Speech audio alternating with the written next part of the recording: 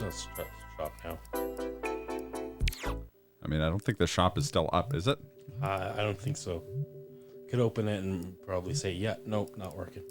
Open it up and it would probably say, fuck you. I Fucking bullshit. ain't having that shit.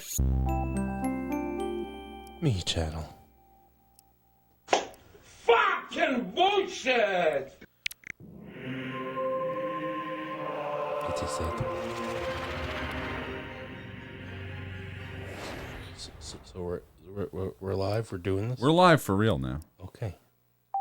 Okay, so we're doing this. How many times was he? Did it and ruinous? Okay, so we're doing this.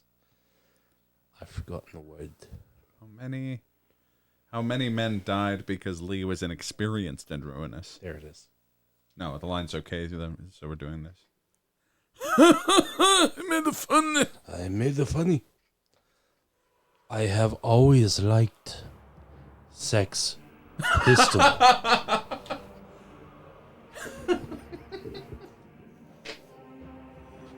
don't know what that was funny to me. Oh, hello. Oh, hello.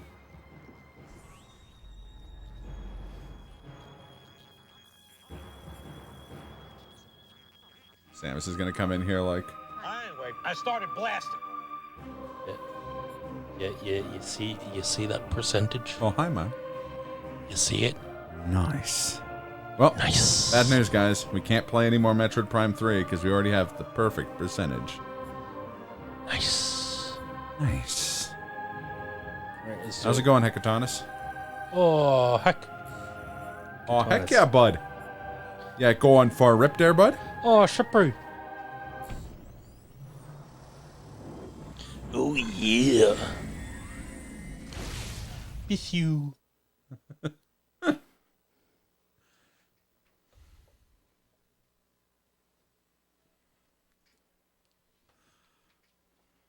It's going? It is. That's exactly it. It is, in fact, going. No, it's going Indeed. well. I feel like I'm done work for the week. Which means I can chill out and play Shifu in peace. That game is fucking rad, by the way. What is this game? It's called Shifu. It's like a kung fu revenge game. But the mechanic is that the more you die, the more rapidly you age. Oh, shit. So, as you get older, you become a better martial artist, but you also become physically frailer. Oh. It's really cool. Usually it's the other way around. The older you get, you die. So. Well, no, you start as a 20-year-old, and you start. It's like being in real life, and after you're 20, it's all downhill. Mm-hmm. Yeah, that tracks.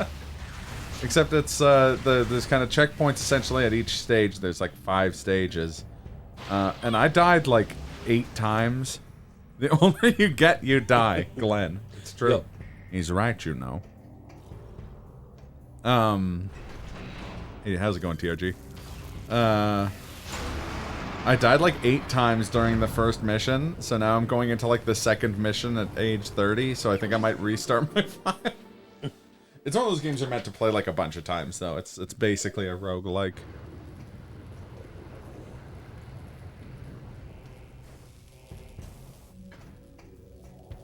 Oh, they did? I didn't catch the end of the game. That sucks. It would have been rad for them to get their first superb owl.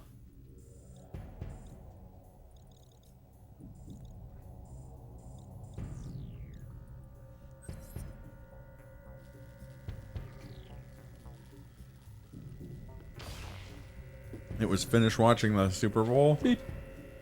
Boop. Or, hear me out. The big game. Or get Five Guys burgers and fries.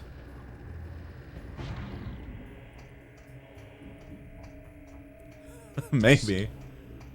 I know, I'm kind of bummed. Here's my only real reason. I don't really have anything against the Rams. It just bums me out when the NFL takes a team from a city because they don't want to spend, like, $600 million on a fucking stadium, and then they win having gone to LA. Fucking bums me out.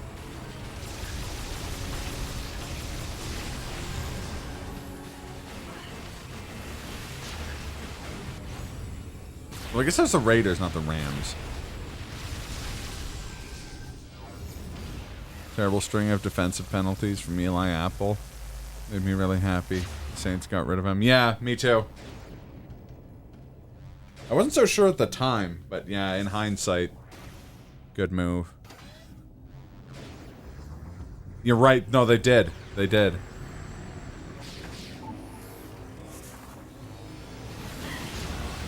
Where did the Raiders end up? Are they also in LA? No, they're in Vegas, aren't they? Yeah.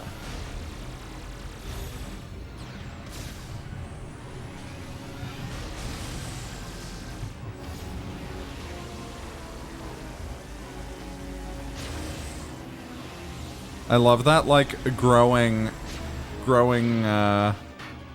existence of just multiple, like, novelty sports teams based out of Las Vegas.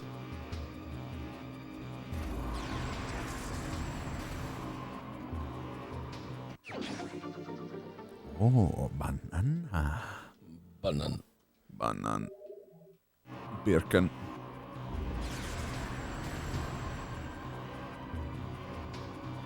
Davis is an absolutely horrendous haircut. Because, you know, it's the fucking thing. Yeah. Oh! How's it going? Fuck you, jabroni, Mr. Button. The Rams win? We were just talking about that.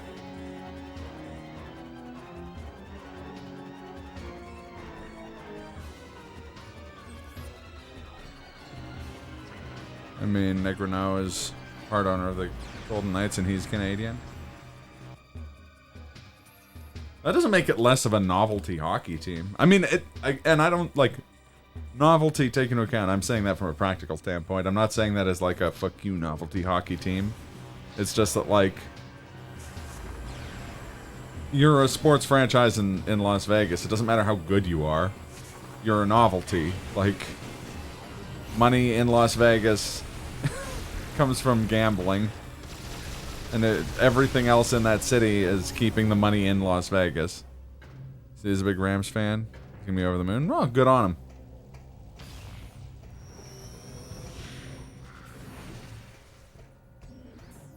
Guy looks like he cuts his own fucking hair. And that he's 5 years old while doing it, but he's also 60. Well, maybe he does have a 5-year-old cut his hair. He has his 5-year-old past self cut his own hair. Yeah. Somehow he's figured out time travel. And that's what he's using it for. I need to his... master time travel. So I can use it to have my past self cut my future self's hair. Boop, boop, boop, boop. Can't remember this game at all, except that it's amazing. Yep. That's kind of my experience, if I'm being honest. Going through it again, I'm like, man, I forgot a lot of this game. I was gonna say a lot more than I forgot of Prime 2 and 1. But I used to play Prime... I've played through Prime 2 and 1 a lot more.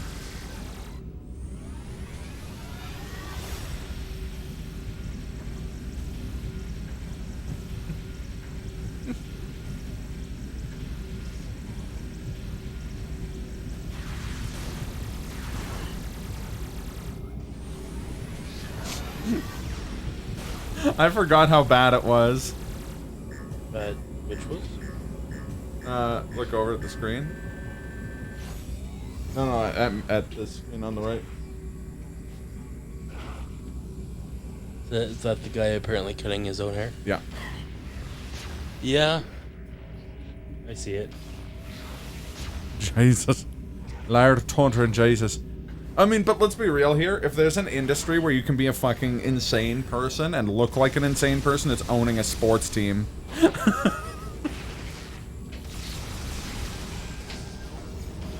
Wasn't prepared for that. Honestly, neither. I like could remember.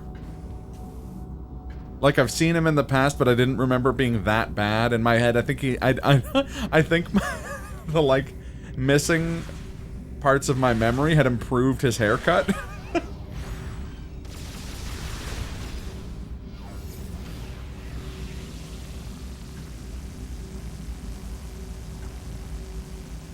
He looks like a Futurama mutant.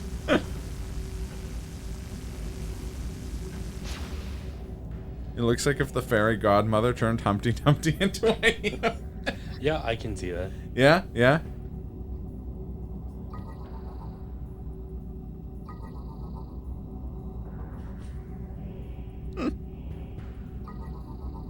It sounds like something one of the McElroys would say. You look like if Humpty Dumpty got turned into a human.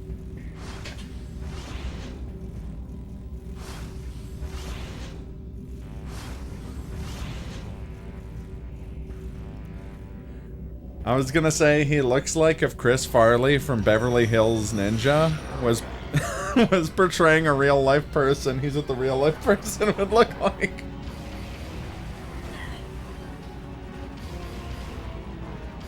Boom, headshot. I do like that you can use the X-ray visor in this game to clap pirate heads. Like you can lock in on their heads. Yeah. Inside the like when I always thought that was a natural use for the X-ray visor. It's sort of like the infrared scope in Resident Evil 4, using it to shoot parasites inside someone. Inside regenerators. Man, that was a mistake. Thinking about Resident Evil 4. Yeah. Thinking about Resident Evil 4 in 100% of all cases leads to playing Resident Evil 4.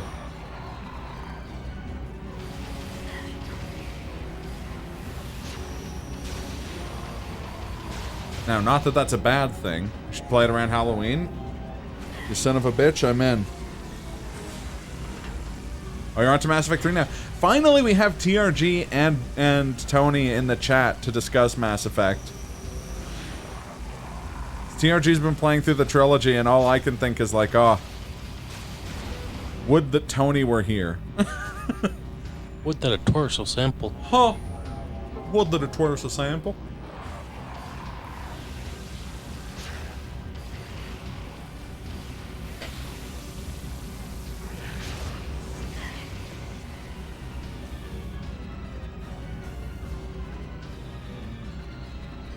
Up, up, Up. up, oh.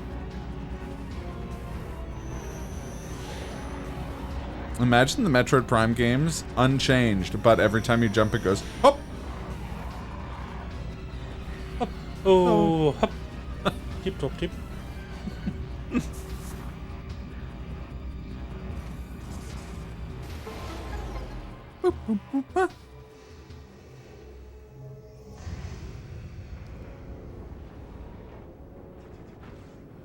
Did a 180. Mass Effect 2 has a better story. Mass Effect 3. Now that I'm playing as a Vanguard instead of an Infiltrator. The way better game from the control standpoint. I do remember Vanguard playing really well in Mass Effect 3. Mostly from the multiplayer.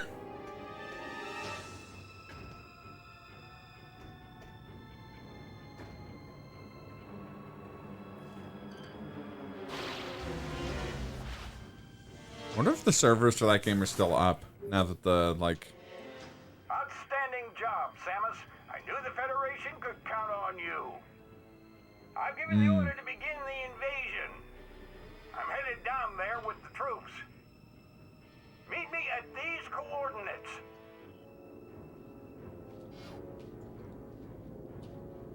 Ah, yes, my documentary.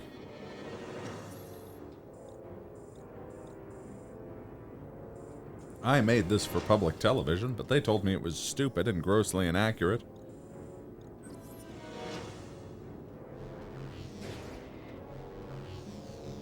Bioware, let's give Shepard the ability to break The only rule making this game fair and use 2 powers at once.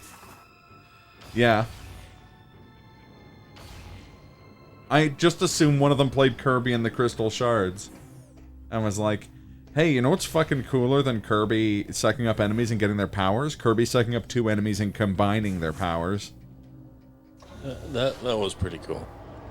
Yeah. I think Dean and I rented it a few times growing up. That was always fun. Oh, yeah. It's funny, I never played it growing up. I probably played it, like, very much in passing. Boop.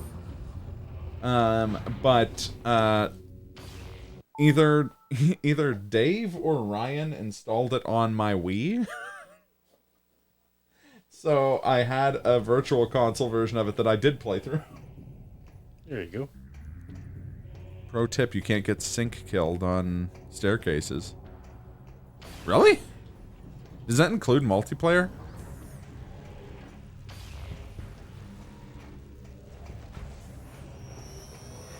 Huh.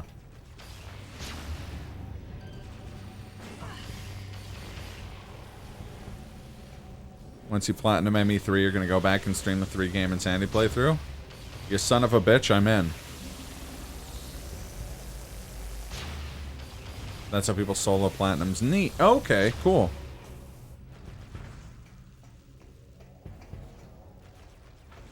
With Novagard anyways. Oh, okay. Yeah, they said if there was enough, like, good enough sales for Legendary Edition, they were gonna like consider, / if there was enough interest in it, they'd bring back multiplayer.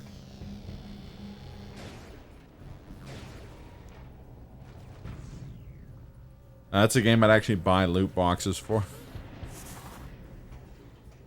That's awesome. I bet you a couple text messages you could get Ace and Pedro online and reform the old fire team. Get Swanee in there.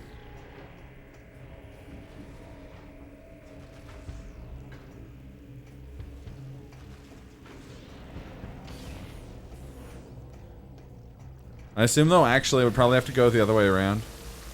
Because like herding cats. Yeah, it'd have to go the other way around. They'd have to get the idea to do it, and then they'd have to come to your house, and you'd be chopping wood. And they'd be like, no one else can do this, Tony. We need you. Be like, I'm retired. Why don't you piss off? I've got wood to chop. They'd be like, we have to get all the platinums, Tony. One last job. Why you sound like David Lynch? I left it behind a long time ago. I have a family now. I sure am impressed. That said, you've still got work to do. Up ahead is the pirate cargo line that leads to the sea. There's a large security door located at the end.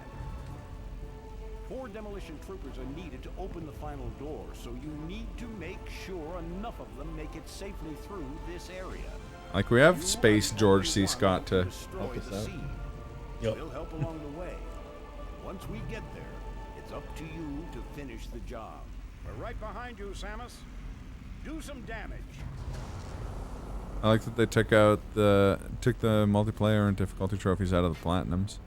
But I did plat ME2 and 3 on PS3. The original conditions. Nice.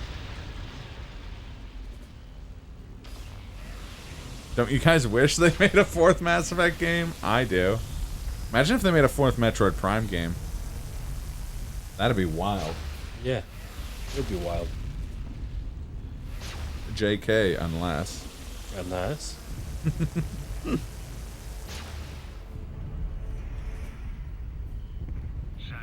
we're part of the demolition reinforcement squad. Like how they've sent people from Dead Space to help us out. What if they made a Half-Life 3? Oh, group color is yellow. Like the accent he's got going on. You know, how much do you think he weighs? How much you think he weighs? Yeah, you think he's fighting in that? Is that how he's gonna fight with his armor on? Good luck.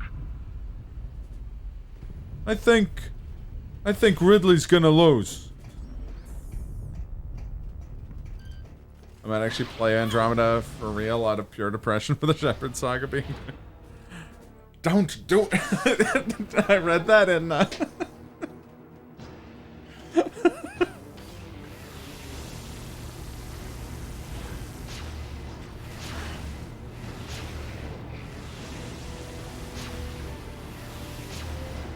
I like how Tony saw TRG looking at Mass Effect Andromeda and was like, Don't let your kids watch it!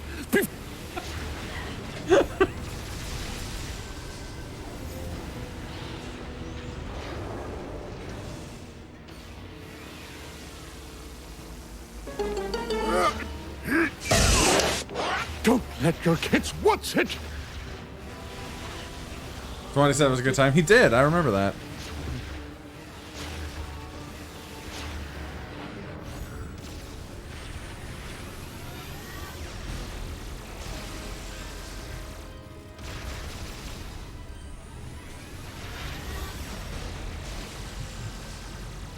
It was a good game, and I was like, that's a problem. Good isn't good enough. Yeah. Well put. Oh, look at him go! This little feather. Uh-oh. Screen's not. I must not have turned it on. Okay, one sec. Uh-oh. Uh-oh. What's that? Oh, just... Not working. Oh, I plugged into the wrong power bar. Oh no! Just us being a couple of professionals.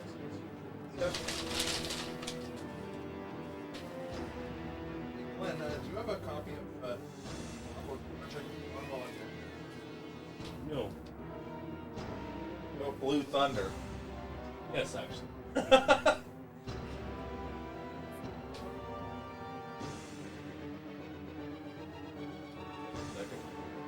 Give me a second. It's coming back from space. Give it a second. Because we all know Malcolm McDowell's best movies are Blue Thunder and Happy. Only an amateur. Now, if you had the chat that you could push it, I would say, how is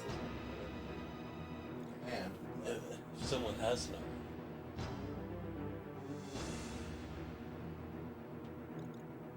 you ever think about that moment and you're like, uh-oh, never gonna do that.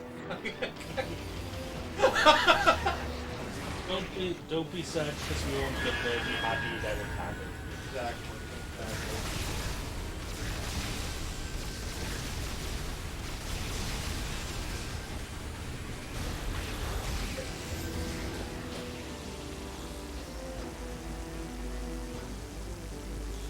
What? Oink.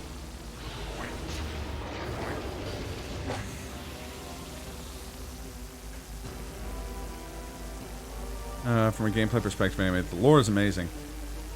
So it gave way to two much better games. I think it's a story in the end.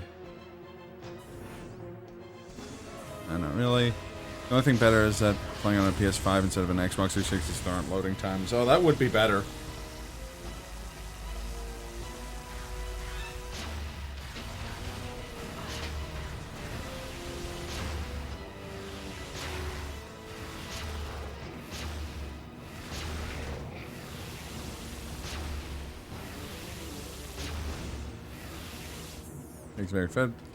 Takes feedback very well. Can't possibly describe how much I hate the Mako.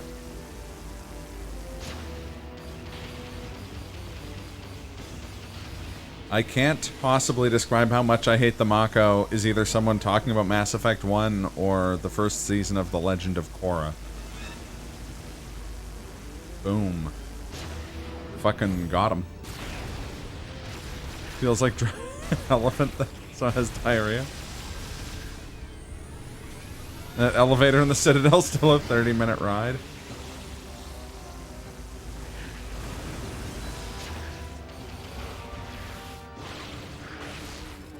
Fuck him up.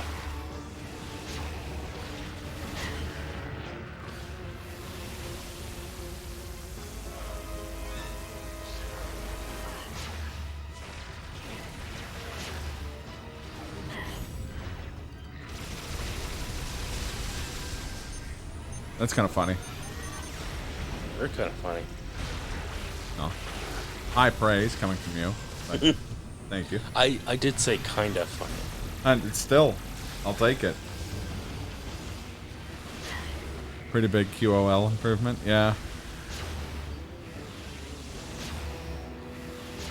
It's a QOL improvement of the Red Sail and Wind Waker tier. I think Legendary Edition has all of the DLCs in general included.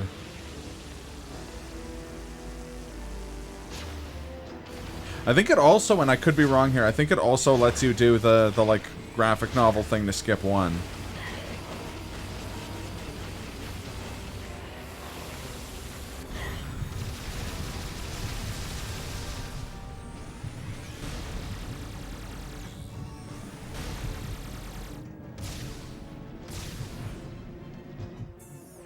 Tony over here on the Steam page for Legendary Edition being like, after all, why shouldn't I buy it?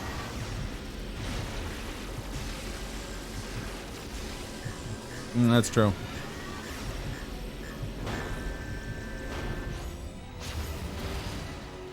Yeah, one might have the best soundtrack. Oh no, 3 has a really good soundtrack. That's probably, for my money, the only thing in the series that 2 is the worst at.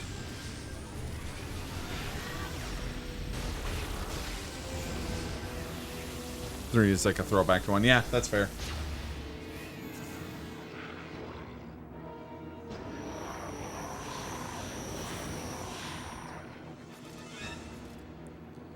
Yeah, for my money, 1 has the best soundtrack, 2 has the best story, and 3 has the best gameplay.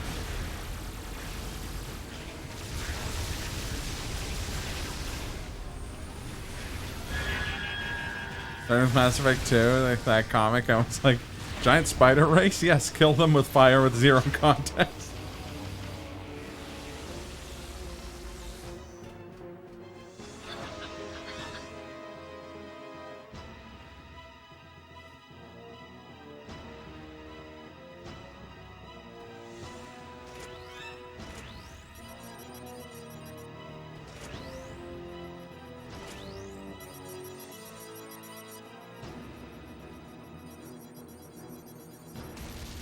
Also convinced me to kill Rex because on paper none of his comedy sounds like the smarter choice.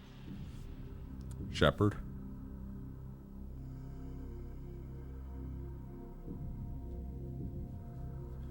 It is really episodic, but it's a space western, and I fucking love space westerns.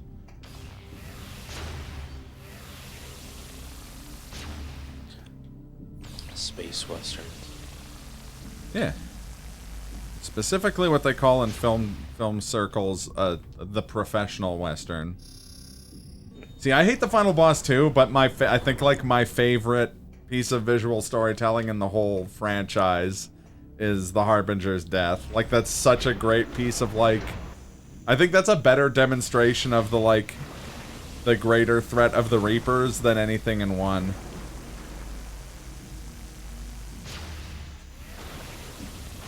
The boss fight, poor concept. Yeah, I mean, it's dumb. The human Reaper hybrid is goofy as hell.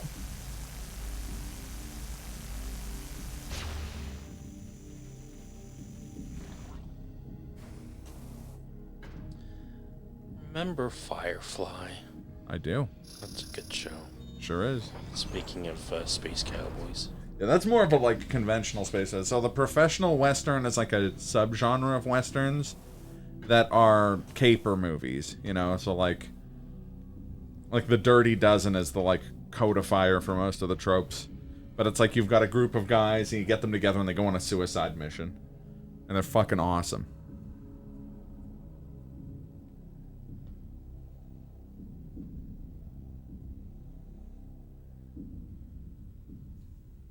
I love how Nathan Fillion pokes fun about Firefly all the time. It's true. Nathan Fillion. What was that voice? That was Missy from Big Mouth. Oh, okay. She's a big fan of Nathan Fillion. Okay. I thought you were doing a Nathan Fillion impression. No, I'm like, no. is this Nathan Fillion if his mouth got stung by bees? Like...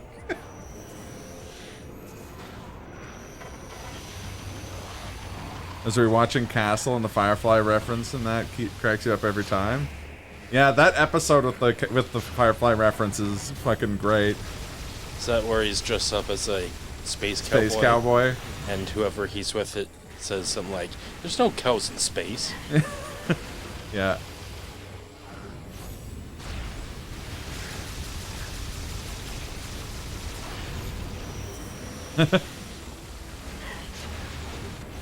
I think it's because the first time you play something like that, you go through and you, like, explore all of the rooms.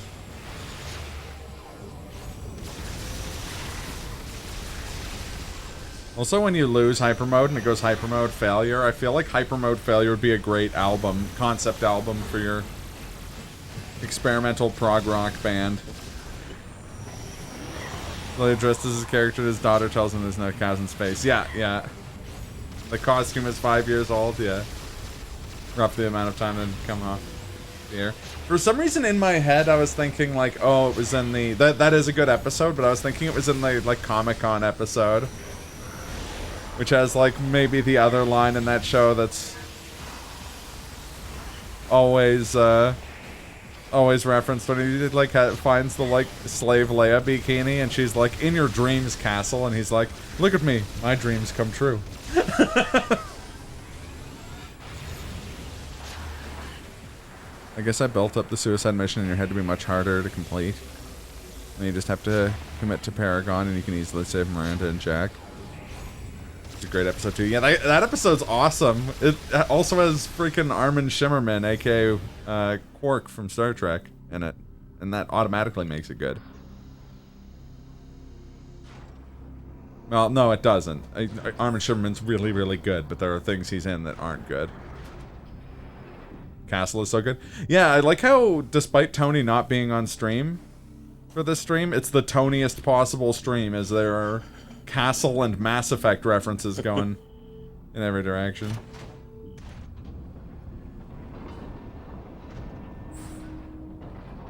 See, the tough thing for me is that I never want to, like, metagame, even in a game like Mass Effect. So I always want to fuck up at least one loyalty mission. Definitely your favorite police procedural. That's fair. Castle? Yeah. I don't know what my favorite police procedural is. Castle's definitely up there. If I had actually watched Castle, I probably would say Castle. Seems like a good show. Yeah, it seems up your alley. Elementary. Yeah, I did like that show. I really liked Elementary. But Time has just had my opinion of Sherlock going down and my opinion of Elementary going up. Yeah. And both of those shows had a subversive Moriarty. But as much as I liked Andrew... What's that actor In Moriarty. Sherlock? Yeah. Oh, I forget. He was in Spectre. I remember that. Yeah, yeah. I also remember that.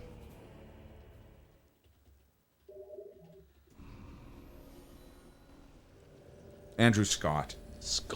Andrew Scott. Good.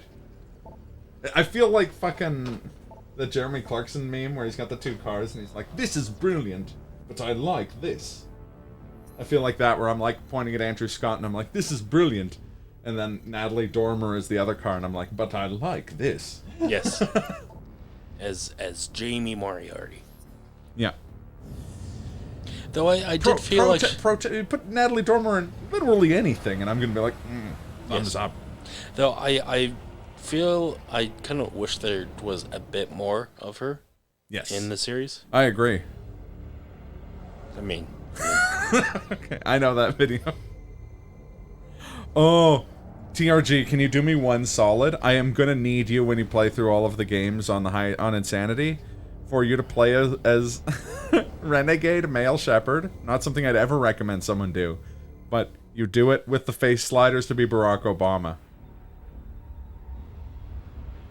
You can in the character creator in Mass Effect, Glenn, you can make an uncanny Barack Obama. Yeah. Yeah. Renegade Femshep is the best way to play. But if you're gonna play as Male Shepherd, you should make him into Barack Obama. Okay. I underestimated how cultured TRG was. I just love that, President Obama delivers the stimulus package and it's him killing the Batarian mechanic with the, like, the, like, power tool. And he's like, "You're working too hard." I just play the good guy, can't help it. The trick is in games like that, knowing, like, Mass Effect's really well balanced that you can be a renegade. Like, you don't feel like a huge asshole playing Renegade. You feel like the exact right amount of an asshole. Renegade who had a maid. The truth's out about him. I'm a number just to find a Okay. Enough gaming play. Your face. I'm obligated to support that, and also they're Jennifer Hale, so I mean, you get a nice bonus. Speaking of games with Jennifer Hale. Yes. I'm playing one. TRG is talking about, like, games you get to play as a powerful woman and it's not in your face that it's happening, and they're played by Jennifer Hale.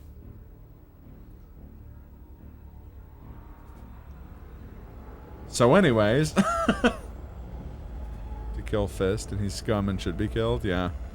Not enough games have a neutral path. That's my biggest problem. And I don't mean like, oh, you pick the milquetoast answers for everything. You should be able to be an asshole to some people and not an asshole to other people. And that's why Pathologic is amazing.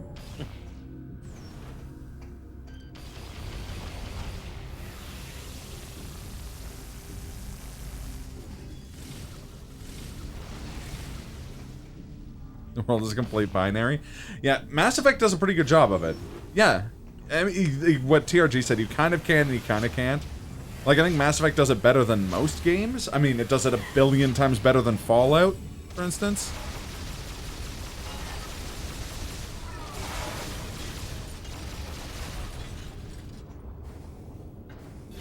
All it does is lock out cool shit. Ooh. That guy, little Bannerino. What, Fallout? Oh, yeah, okay, so Fallout's 1, 2, and New Vegas you can. Okay, guys. Because those are the ones that didn't...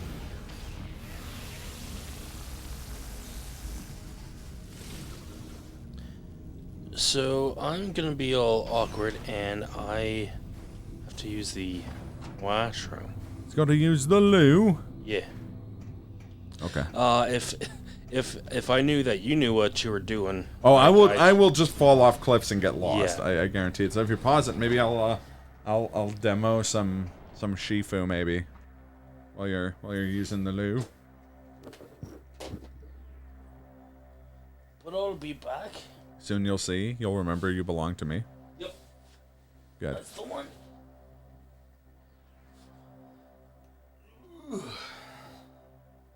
It's funny because I wanted to show off this game, but I didn't have a time to like planned to do that. So You might do something. yeah, we'll see.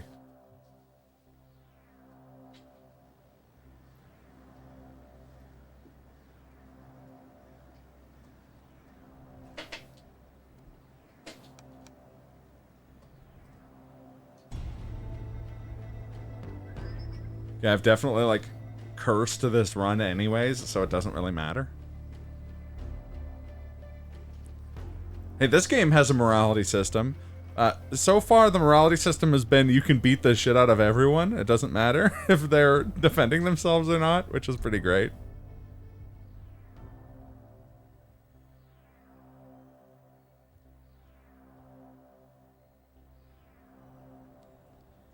I've only played a couple hours of this game, but it is one of the most enjoyable games I've played in recent memory. Amoral is a morality. Let me show you my morality. Forget about it. If you're not... See, that guy's not a combatant. Neither is that guy. Private party. Back up.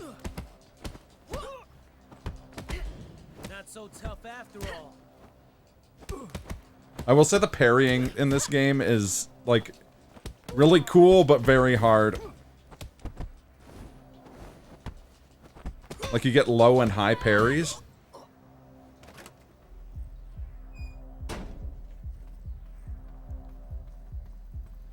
Yeah?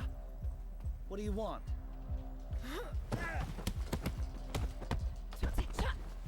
This guy's fighting back? Fuck this guy. Get out of my face.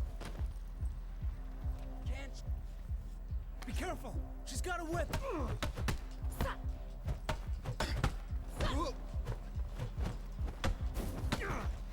Fuck off, asshole.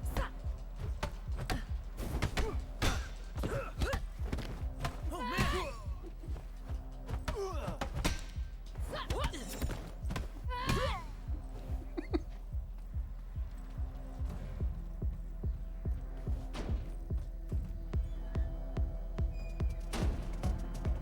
How do you do, fellow kids?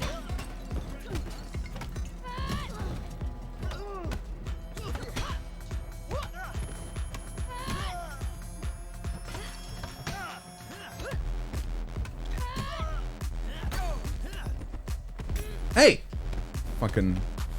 Get out of my face. That can't be possible.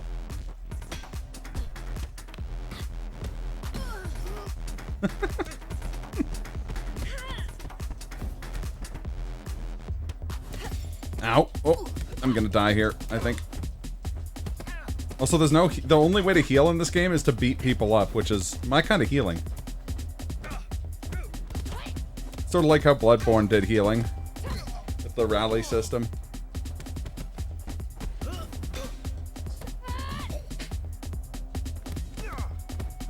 I mean, I'm playing it on a potato PC. Oh, no, I'm not. My PC is quite good, but it... You fired up that castle episode? Asshole had the bottle. And yeah, Avatar, I feel like you'd really enjoy this game.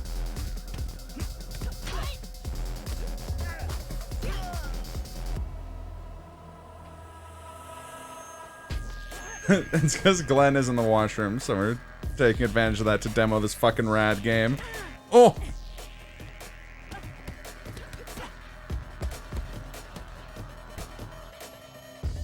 Oh! Oh yeah, that's understandable. Look, I like Metroid Prime as much as the next guy. But this is not a... This is a lateral move at worst. Oh, I need 5,000. I need 1,000 for environmental mastery. Okay, I'm gonna just save up for that. Yeah. Although it's more like roguelike Sekiro than God Hand. Oh fuck, that was a high. Fuck it.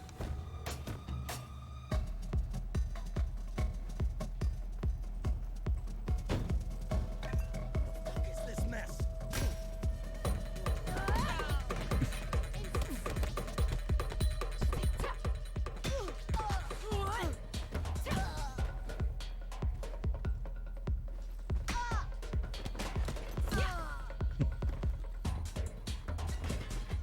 Oh, you makes me switch again. That's funny.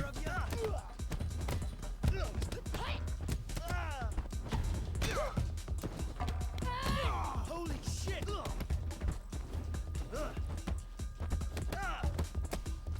Hey, lady, out of my fucking face.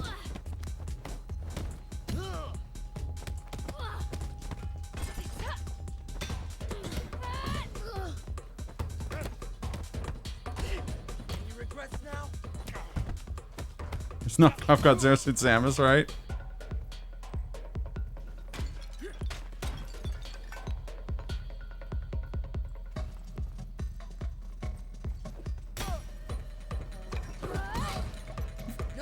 Hey, nope, put the bottle down, lady. Thank you.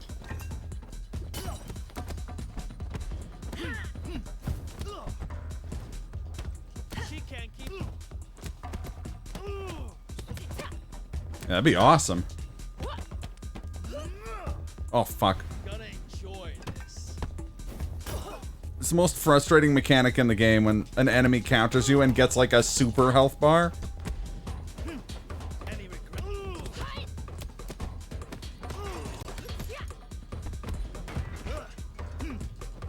Oh. Metroid Prime 4 bar fight? Yes, okay, now we can do environmental mastery.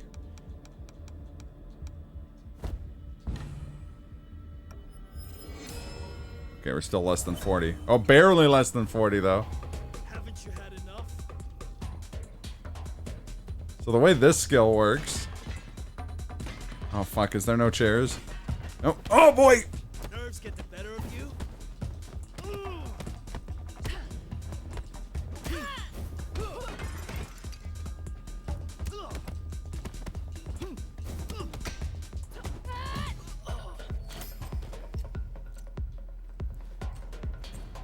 Yeah, so the God Handy kind of thing is... You get like a roulette wheel, essentially.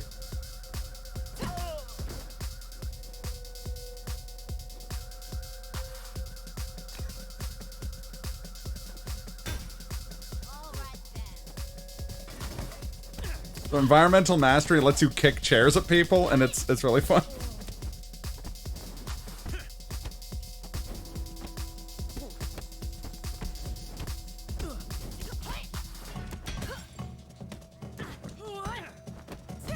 Oh man.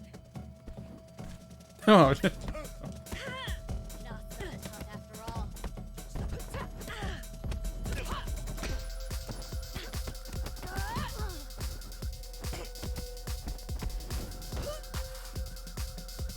be the ultimate counter to the guy in Shenmue. It'll be years before you can face me, kid. This game actually has a similar premise to Shenmue. You made your point. The two giants over there. What's behind their door? Tonight's fight and the burning event. Excellent. Thanks for the tips.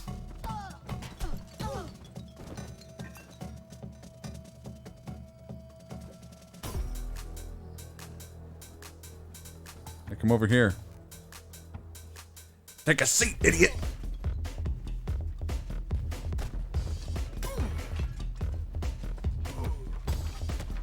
Oh, fuck. Yeah, I'll say this. This game has the most difficult throw counter outside of actual fighting games. Like, she's in this game. This is called Shifu. Oh, no, you're saying, or whatever his name is. Lon D is the guy. Never use guns. They clearly have them. You would be a god.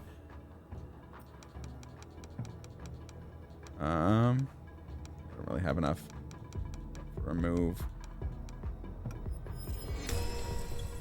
Your character design will change because we're over 40 now.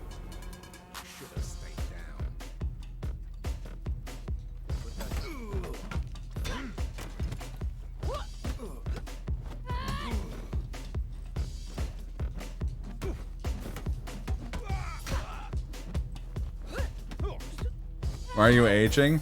That's the game's mechanic. You get older as you die.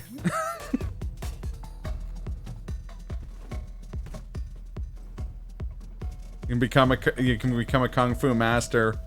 You become like an old balls kung fu master. The older you get, the better you are at, like, you do more damage because you're a better fighter. But you have less health because you're an old ass bitch. Bets are closed, huh? Funny you should say that. I bet I'm gonna hit you with a stick. Fucking idiot. Oh boy. Hey.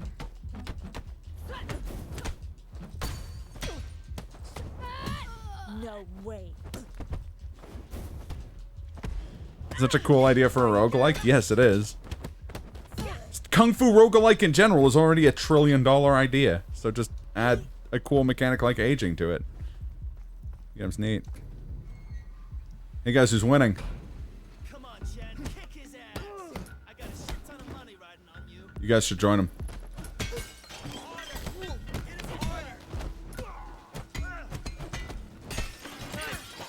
Nope.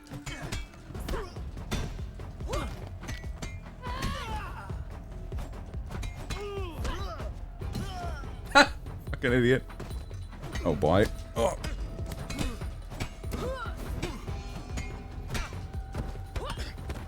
No fucking way. Oh.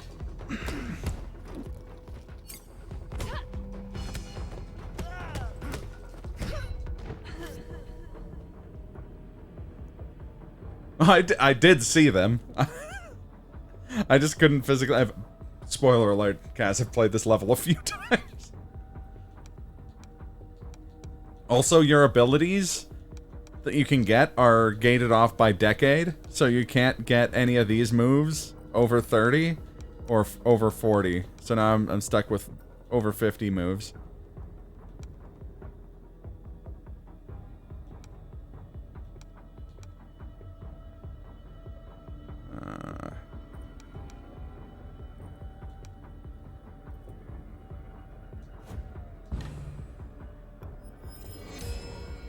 Pretty sweet, man.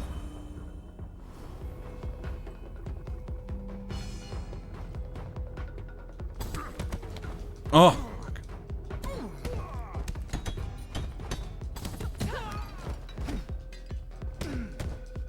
Put that down. No. Put being a like 800-pound man down.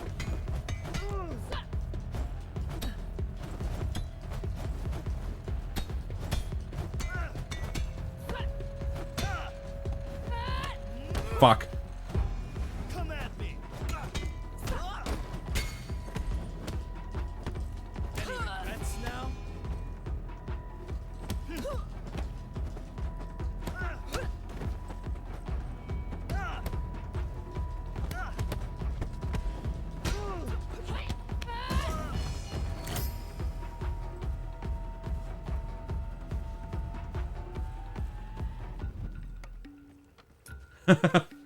Yeah, I really like this game's sound design in general. I fucking love this game's design in general. It's fucking cool.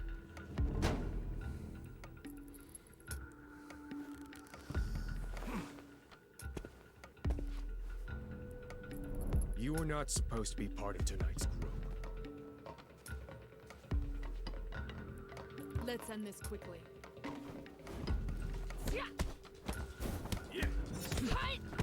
You disappointed.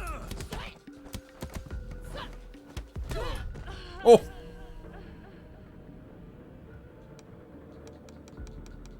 Oh, I'm gonna go over 50 with this death, so... Let's get this, get one of these moves before they...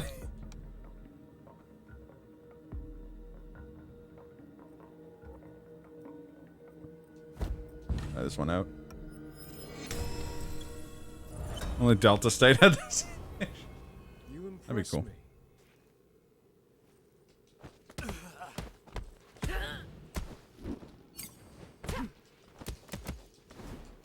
Pathetic.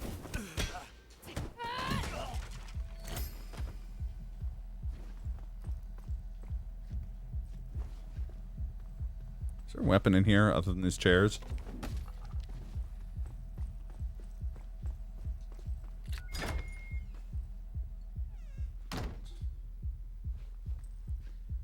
Man, I wasn't supposed to make a lot of things, but here I am making it your problem. It's true. Then you're just in time for every single person to make the same joke about how this is a weird twist for Metroid Prime 3.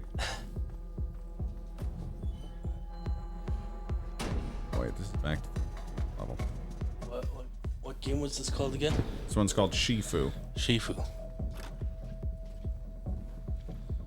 Is this the one you were talking about, how every time you die you get older or something like that? Yeah. But also, I kick these bottles at this lady. Kick. Punt. Oh, I'm throwing them at someone else. Okay. Can't keep up. Insane.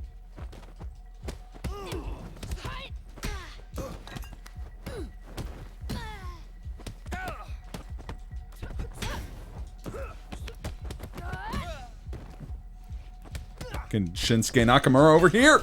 Not so tough after all.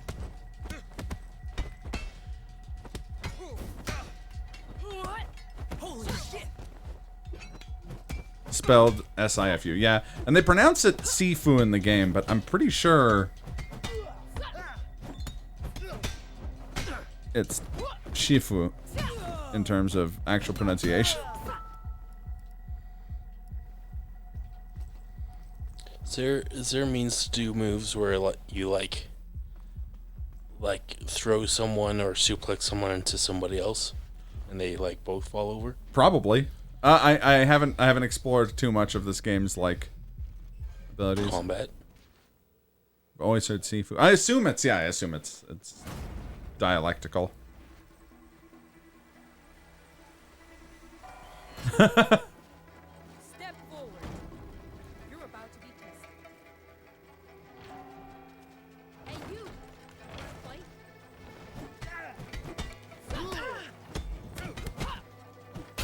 Nerves get the better of you. Well, I don't mean like. Yeah. Okay. Yeah. It could be. I mean, there's a lot of different Chinese languages, so.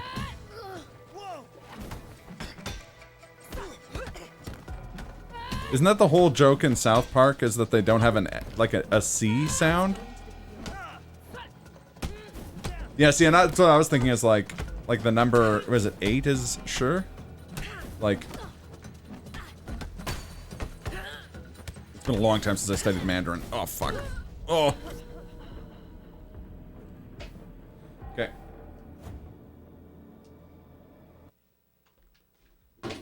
That's Shifu. It's a cool ass game. I'm gonna be streaming it probably later this week. But now is not the time for martial arts. So anyway, stop blasting. Anyway, I started blasting. There it is. It's like a roguelike you can actually play. Yeah. Ironically, if Mop was awake, he'd know since he studied Mandarin. It's true. I think Tracy said it was Shifu, but her, like, I think, I don't know if she speaks Mandarin or Cantonese. So many roguelites are top-down shooters that you fucking suck at. Yeah, agreed. Although I will say, like, the difficulty scaling of getting used to doing the, like, low and high parries in that game is fucking brutal. I've been grounded and pounded by so many old, like of those big fat guys. Because you have to do, like, a low parry to get out of their way. Same thing with, like, fighting guys with staves. It's tough.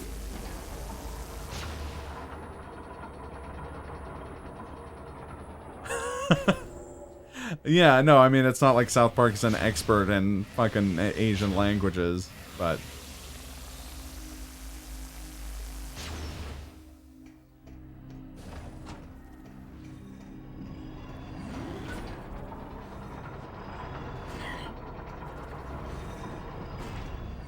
Yeah, you were saying it's funny when I meant to write this when you were playing Fury yesterday, being like, yeah, that game also has a much harder mechanical, like, parry mechanic than Sekiro. Like, at first it seems simple. When you come to start realizing how many times you're, Oh, I mean, Shifu has a much harder, parrying system.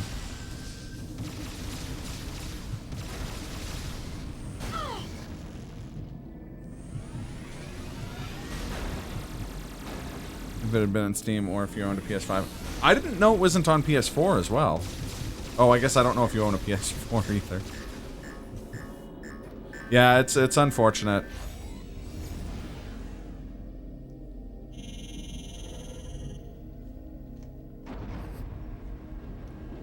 I realize watching this stream in particular must be some sort of fever dream, going from Prime 3 to Sifu, back to Prime 3. Yeah.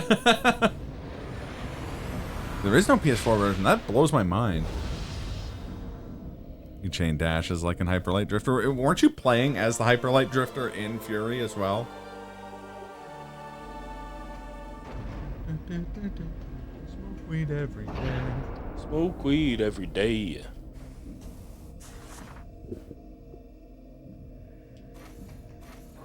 Really? Okay, I just assumed it was one of those, like, the indie game cinematic universe type things. Like how every indie game legally has to is required to have Shovel Knight in it.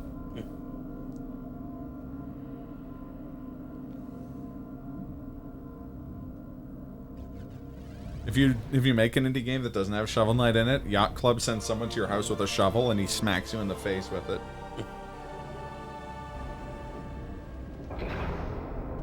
I can appreciate that.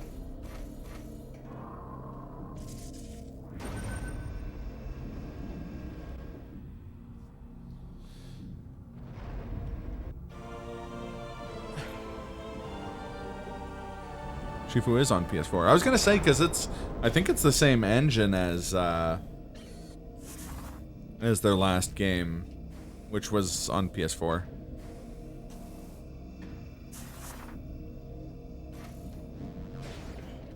Shit. Shifu. Yeah, okay, that makes sense.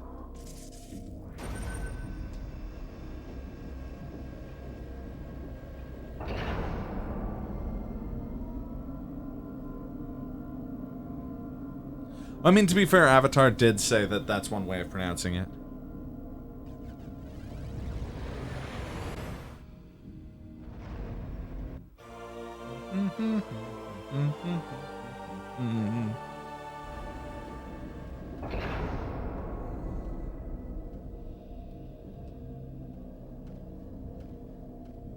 And it's 10. 10 is the number that's pronounced like that, sure. Again, apologies to Chinese people everywhere. I probably butchered that. And I will go on butchering it. I am bad at the language of Chinese. I washed out of that class. Mandarin versus Cantonese. That makes sense.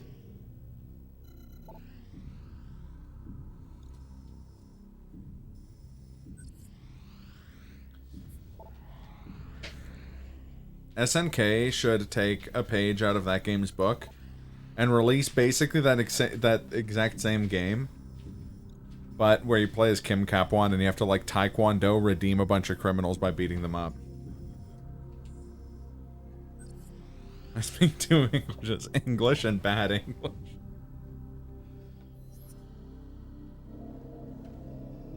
That's one more language.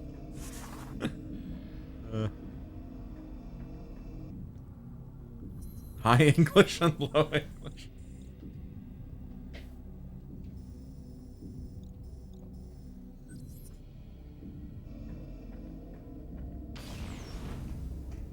Sweet. Let me know if you do. Would that mean a return to Avatar's Monday night streams that I can raid? French and German. German is like English if English didn't believe in pronunciation. And did believe that putting two S's in a row constitutes a new letter.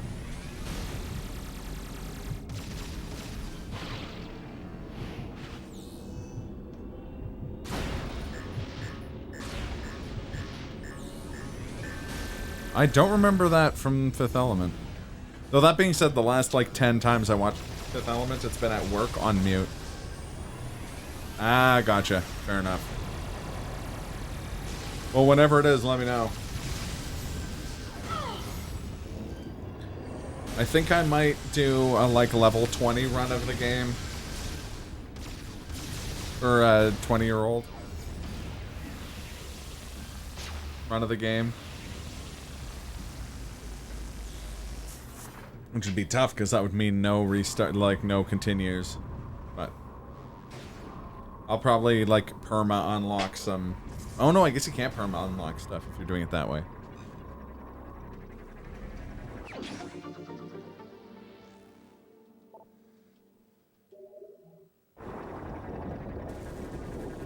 Try to raid on Sunday, then we fail the raid, and me and a few who have beaten it in the past beat it on Monday night before the reset. Fair enough. I appreciate the honesty. You watch it a lot more regularly. Good call.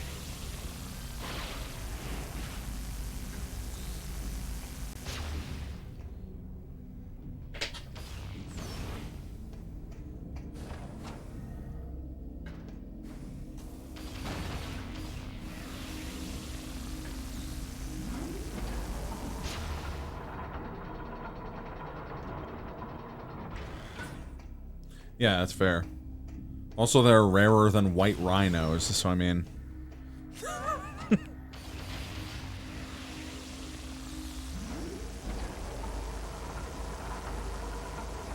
Yeah, one of the things that's kind of frustrating about playing it on the Epic Store, like the Epic version, is that the Epic Game Store's an achievement notification sound is louder than a fucking air raid siren in each ear. I don't know why it's so loud. Probably a setting for it.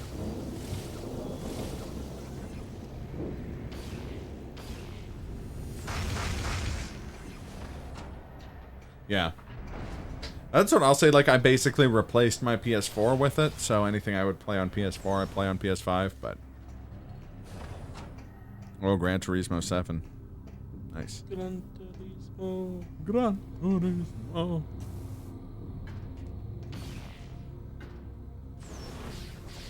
Yeah, the only exclusives I've played on it have been, Demon's Souls.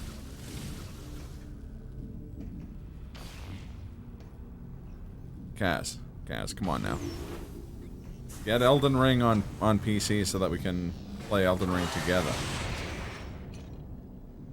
Do you like that? Oh, I like it. Just bowled through all of them. I like it a lot.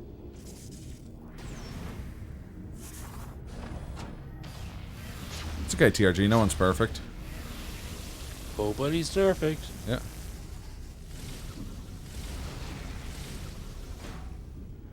I didn't play Returnal.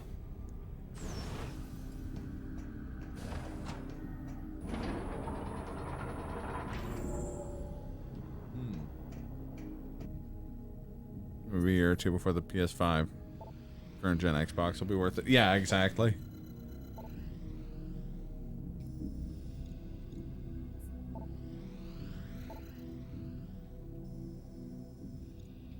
Plus randomizers.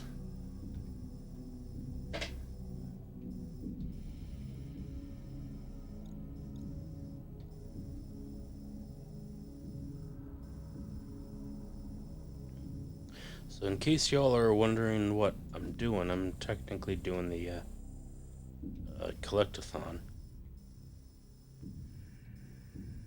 In what I was just sending out into space basically was just sending me locations for all the pickups. Yeah, fair enough. Those little X's mean I've got them. Ladies and gentlemen, Glenn got him. That's right, kid. I already had him. Yeah, no, that's fair, TRG. It's me with a lot of games, to be honest.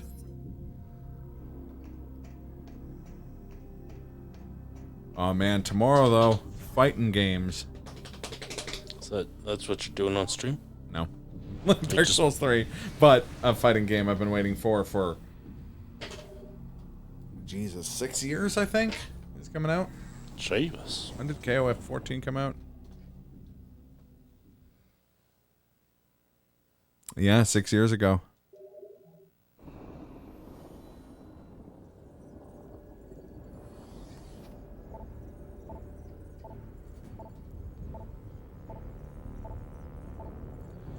Then I'm gonna have to whittle down the 3 characters I want to play as my team in that game from the, like, 15 characters I want to play in that game. Oh. I thought it came out on... No, 14th.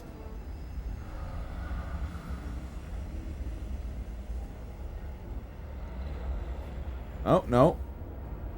Maybe the 16th, maybe the 14th. Who knows? Fucking... Yeah, I knew when I asked Shermie. And Shermie will almost, early access release. Is that for, like, people who pre-ordered it?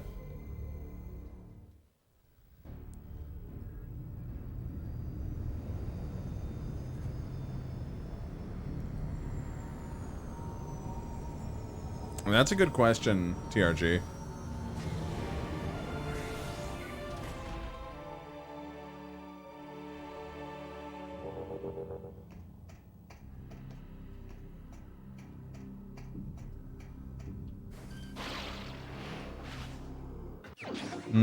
Yeah, no, that's fair.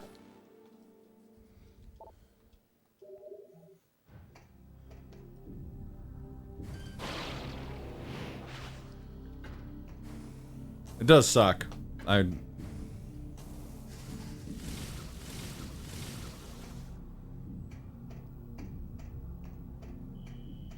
it's only for Xbox and PlayStation players. Okay, so I guess I have more time to play Shifu. I want it for PS5, but it's not compatible for your stick. I played the demo on PS5.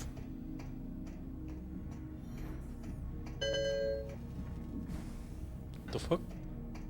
So it's Steam sound effects.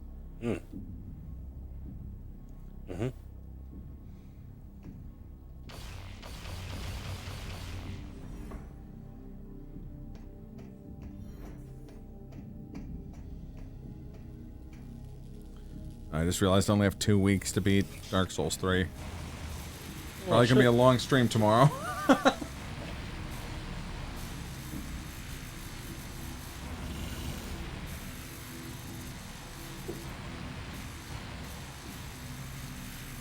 Steam telling you there are already 5 instances of Sifu running. It's funny because I do have a, like...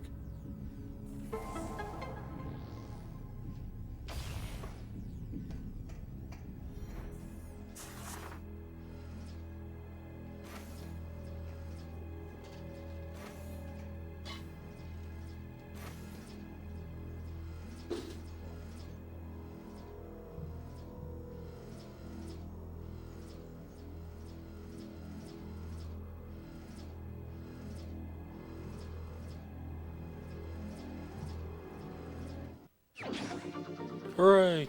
We did it! Ladies and gentlemen, we got him. Hey! What are those? Let's look at the requirements for it.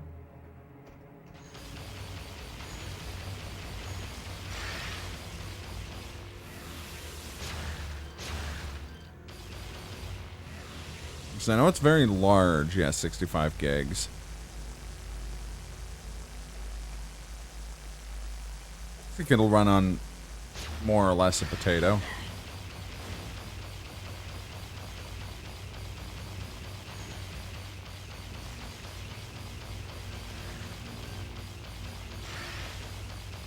Other than space.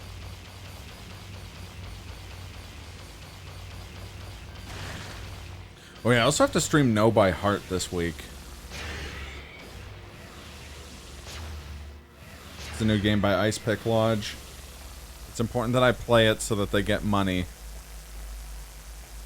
to make more Pathologic 2.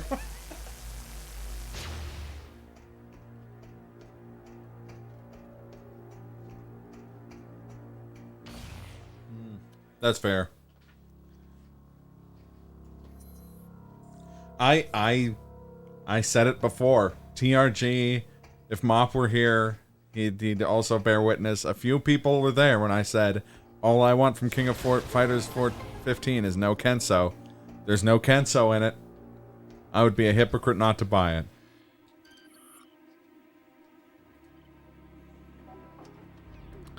I mean, it sounds really good from what I heard. I heard like a one-line summary of it, and I'm like, oh, that sounds interesting. I mean, he almost certainly will. There's no Psycho Soldier team, so I imagine they'll have like Bao, Kenso, and the Master as the Psycho Soldier team. Your name? We're talking about King of Fighters. How you doing? How you doing, Mop? So, fun fact, I think if I, like, wrote down all those numbers and, like, put each, like, group into my ship's, like, code thing, I think different, like, people who worked on this game would, like, have a little message play. That's cool. But I think they're all in Japanese, so, yeah. Season 2 will be Kenso only? That'd be awesome. I wouldn't have to buy a whole season of a fighting game. I don't know if you guys have seen the freaking Team Southtown, the like Geese Howard team. Looks like a continuation code for Metroid for the NES. Oh, that'd be a even cooler little Easter egg. I wonder if that's like why they phrased it that way. Yeah. Yes, Mop. Someone asked me about that recently. I'm guessing you're right. They probably did that for the format for like the coordinates so that they would be as a reference to OG Metroid. I need the meme of the like Predator handshake, but it's me and Mop hating on Kenso. It's funny too because someone had asked me about that and I was just like, they're like, oh, why do you hate Kenso? And I'm just like, oh, it just seems like a waste of a good character design. And I had to like actually think about it because it's like you go back to like Psycho Soldier or his design from 13 where it's like his design from Psycho Soldier and he's like a cool kung fu guy with like a bandana and everything. And then they turned him into like the most irritating like stereotypical self-insert character. Me also shaking hands despite not knowing who Kenso is. I mean,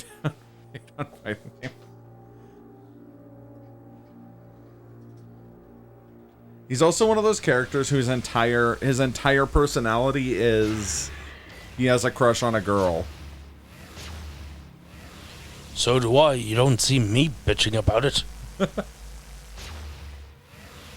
Here we go. Look at this fuck garçon.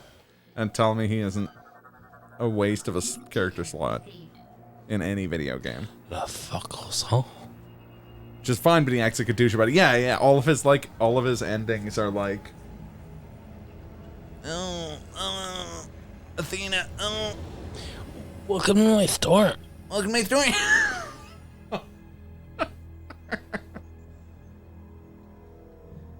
Yeah, but the same franchise also gave us, one sec here.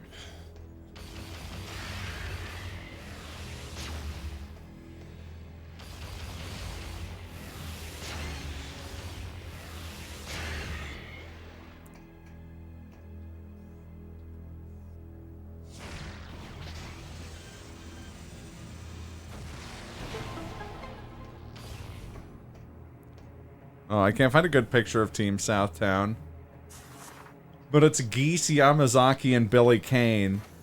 And Billy Kane and Geese are in full suits. And Yamazaki's got his giant fur coat back. And I'm like, oh, they're the cool. His style is less inspiring. Yeah, Kyo has a cool style. Plays interestingly. Like, they're both... that's the weirdest... The guy's haircut's atrocious. Hey, remember when I said that the Metroid hatchers were at first kind of a pain in the ass, but when you have all the right weapons, they're not that bad? Yes. Oh, here we go. Rematch. Oops. And... there it is. There it is. They really are the regenerators from RE4, except a lot less scary.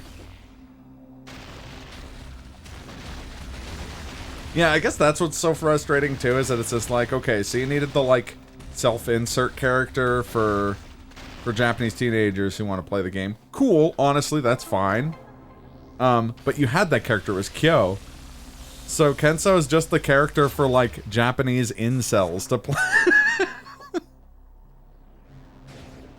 And they also had a character. His name was Iori. No, I'm joking. Iori's amazing. We don't disrespect Iori Yagami in this house.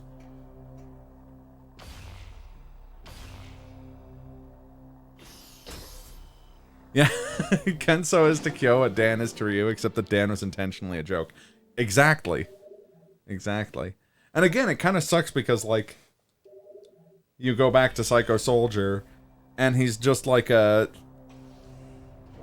He's just like a psychic kung fu guy, which is a cool idea for a character. And he shreds on the electric guitar over the end credits. People play Dan and enjoy it. It's true. Well, at least, like, the fact that he's a self-aware joke makes Dan funny.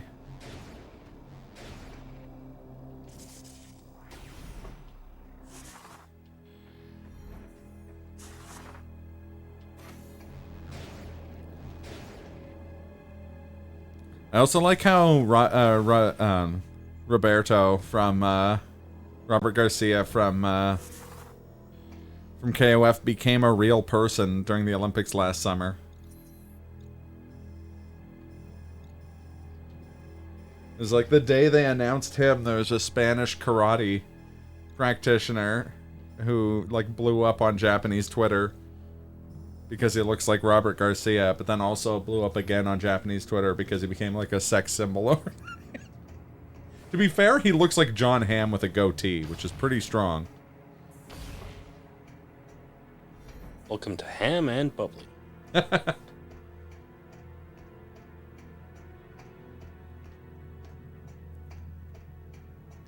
Or you can get your bubbly glazed ham. Is this Terry Silver from Karate Kid 3? Or the ham bubbly. I mean... Bubbly with ham in it. Yes, this was an SNL sketch with John Hamm and Michael Bublé. Yes. Fun in the fact. style of their John Hamm... John Hamm's ham... no. John Hamm's John Hamm. The ham that you can eat on the John. I did not know. Oh, happens because the game isn't load in new areas, but I really hate how long some doors in the game take to open. Personally, I would rather. Yeah, it is because they're loading in assets. In this game? Yeah. Yeah.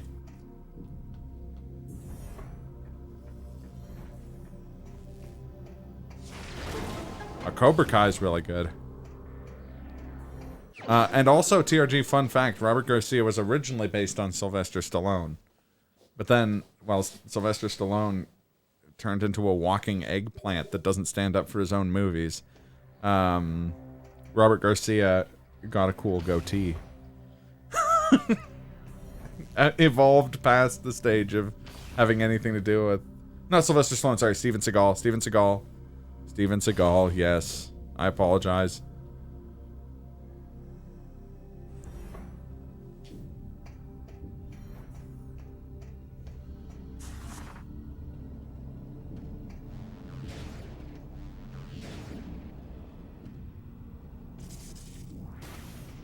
I do like this ambient music, though. What? I say it like that isn't the most, like, cold take ever. Oh yeah, this Metroid Prime game has really good ambient music.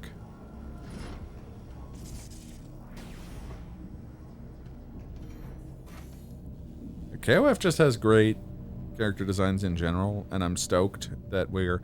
The only, like, classic character I can think of off the top of my head I'm really bummed we're not getting is Kim. But no Kim, no Choi, and no Chang makes it pretty obvious that they're just gonna do a, like, DLC Team Korea.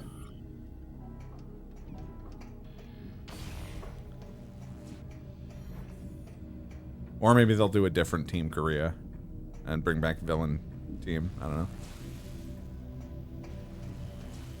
The thought of Robert talking in Rio's to Rio and Sylvester Stallone's voice and music, right? Like, hey Rio, I'm a big fan of your sister.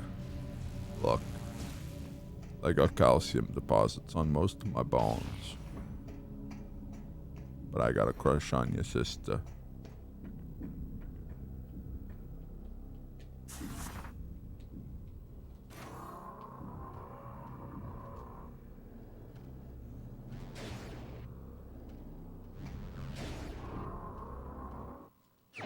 It'd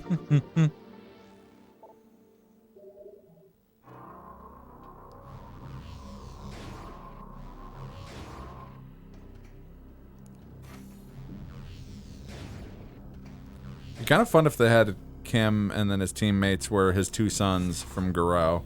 It'd be kind of fun.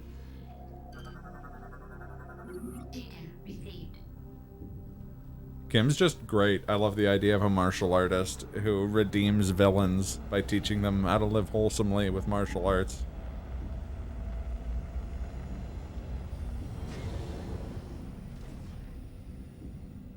Garou or Giro? Or however it's pronounced. Nice bonus. Gerald. Hey, Zebra, how's it going? Zebra? Now that's a man who's going to be getting him some KOF, I hope. Zebra. What did you say? I say zebra, sir. How dare you? How dare you? How dare you? You dare to dare me? How dare you? How dare me when I how dare you? Zedebra. Better start with Greek Town. Oh, and bring back some of those Garous. How you been, Zebra? What's new? Oh, it's gonna have to wait. That's fair. Elden Ring is gonna be monopolized so much time. Yeah, me too.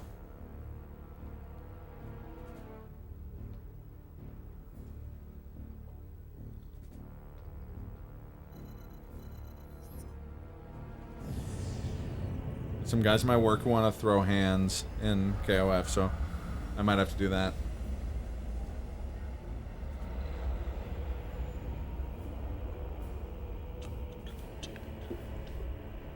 Been good. Watch sport ball and anime. Sport ball? Are you ready for some sport ball? It's a Sunday night party. Do you like to party? Oh yeah, bud. Hey, hey, you like to party? I sure do, bud. That's right. Random ass song from the Walk Hard soundtrack. Yeah. Hey, hey, who wants to party? You finally hit 300k. That's a lot of peaches. Yeah. Millions of peaches. You're still far Peaches away for from, me. yeah, from millions of peaches. That's when you get peaches for free, though. That's when I finally concede that they come from a can and that they were put there by a man in a factory downtown. Goal is 1 million. I'll have to try and... You've motivated me to finally actually get that, no context video reward set up. Someone redeems 1 million peaches. Omex sends you a can of peaches. Son of a bitch, I'm in. I'm gonna go buy a bunch of cans of peaches. Actually, I have canned peaches myself. I'll can my own homemade peaches, and I'll call them... I'll put like a photo of Brett Favre on each one.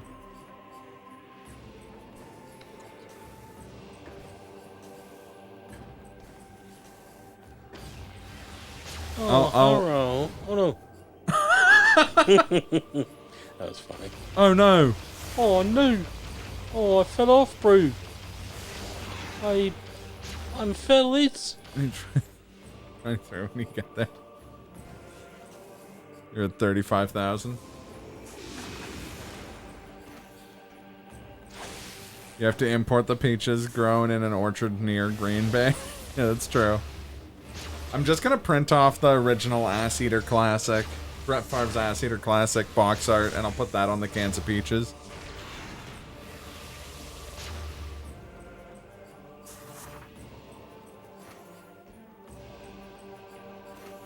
No crossplay? That sucks. Oh, we'll have to play the original crossplay by just hanging out in person at some point here.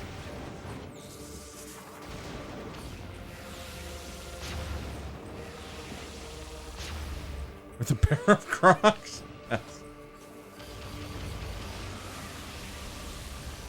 Tony Stark built this in a cave with a pair of Crocs. I don't know why that's where my brain went to, but it did. I can appreciate that.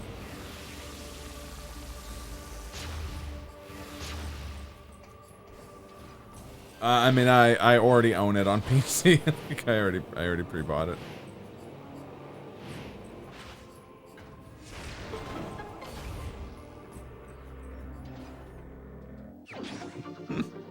Oh, banana. Banana.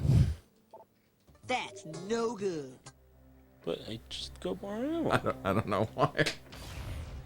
This is the closest sound effect. Sort of have a team laid out. See, I also sort of have a team laid out. I know I'm playing Shermie. Shermie's likely gonna be my anchor.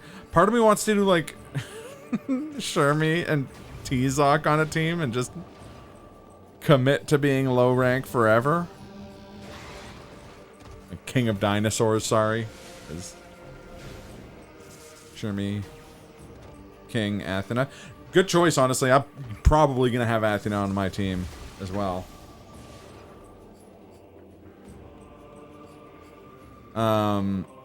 I liked Chilean Girl in the beta I played. Yeah, Luong looks really fun.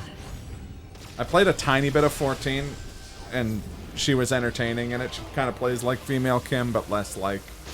Or I felt like she played like female Kim, but less Unga Bunga. Unga Bunga? Mm-hmm. It's a game on the Super Nintendo, right? Probably? Is that what it was called? The one we played? It was similar to that. Oh, but it was like, that different one. I keep forgetting Vanessa's in it. It was, yeah, you play as a caveman, and I think he starts each level by saying Unga Bunga. It does sound amazing. Why did Urkel say that? He's just trying to says things, okay?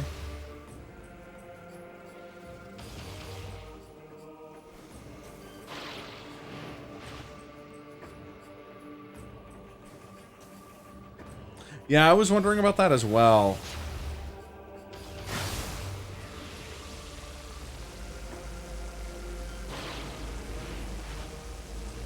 It's gonna be easier. Isla is the Chilean girl. Okay, I'm going through the roster. I'm gonna go through who I'm interested in playing and who I won't play. Yeah, she hasn't been in since, what, King Fighters 11? With the one that had all the Garo characters in it as well.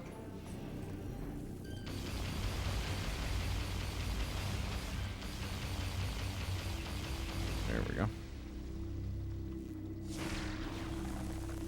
Alright, Shun A, probably not. Mei Taekun, probably not. Benimaru, I'll probably learn him just in case. Ash, I'd probably rather remove my own face. Fuck that kid. Elizabeth, maybe. I liked her in 13. Yeah, it was 11. I thought so. Kukri, undecided. Kyo, again, probably learn him out of obligation.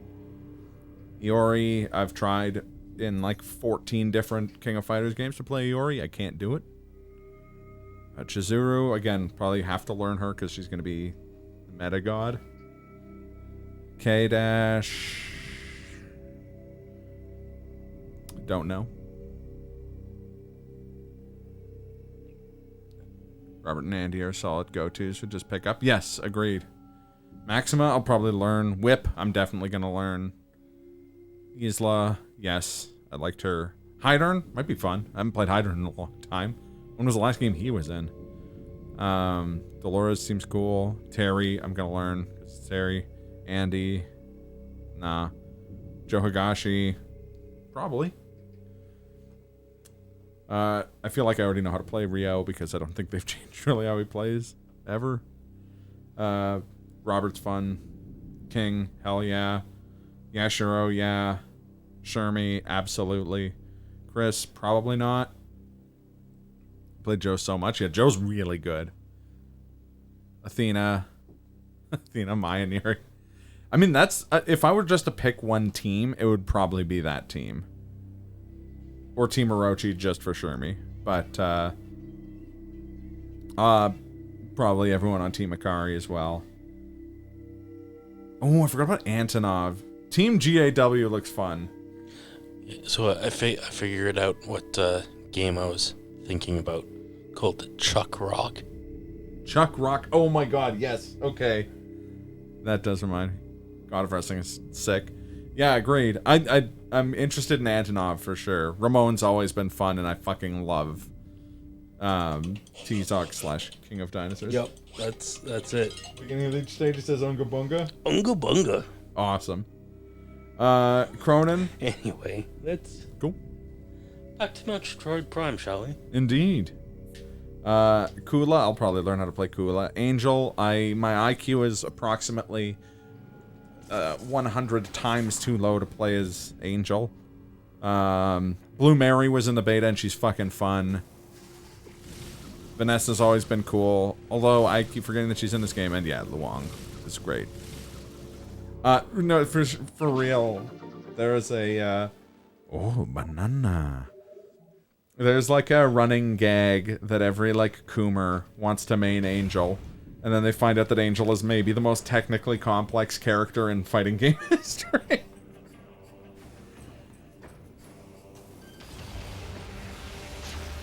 A tier list that came out. No.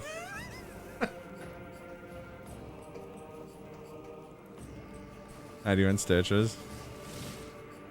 I wish you could name your team though, because I would name all of my teams Team Kenso isn't in King of Fighters 15.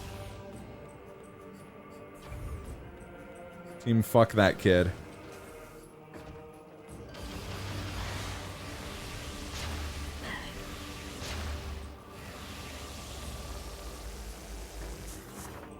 Yeah, I played Isla in one of the demos. The one that also had Blue Mary, and she's fun. She's pretty easy to pick up. Play against her, it's the coolest style to play, and then you try for 15 minutes and you quit. Exactly.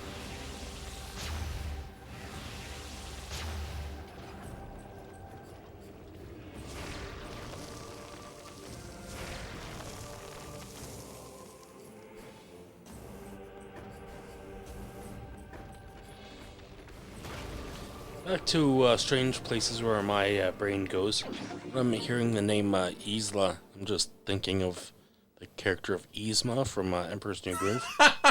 Now they're both from like South America. South Central America place. Well, isn't Emperor's New Groove set in... now I have to look it up. Emperor's Groove setting. Oh, it's Peru, not Peru. Chile. Okay. And where's Peru again? Southern South America. It's like the southeast. Peru and Chile do border each other. Oh, okay. Still South America. It's still like the southwestern part of South America. Angel was the second last character to fight in 2002 after the first time. At the end, I really wanted to main Angel. It didn't work out. Yeah, 100%. Deep South.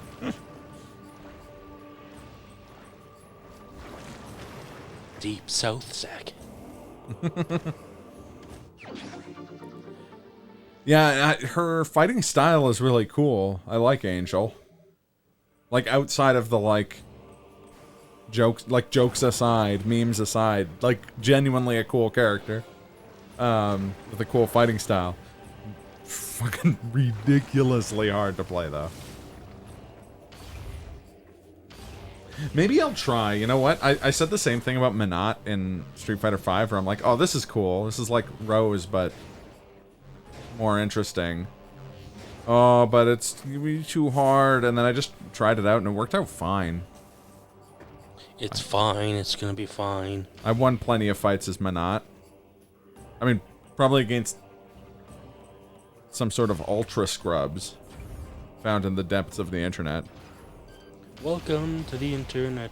What would you prefer? Probably mostly against people who accidentally unplugged their controller mid-fight. But the point is, it might be worth trying to play.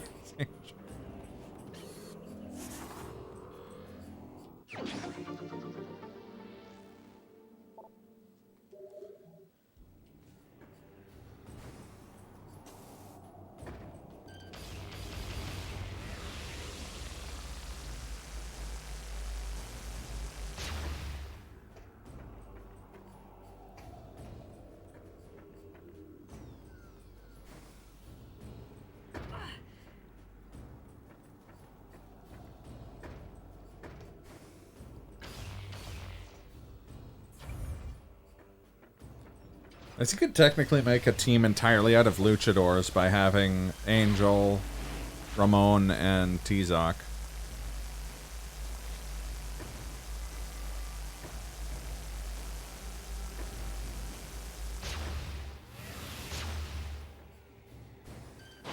Wee.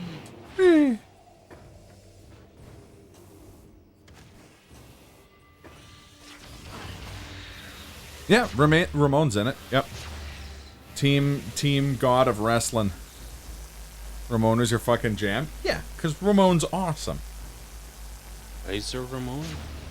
I mean, he's 1,000,000% named after Razor Ramon. You can't prove that otherwise to me.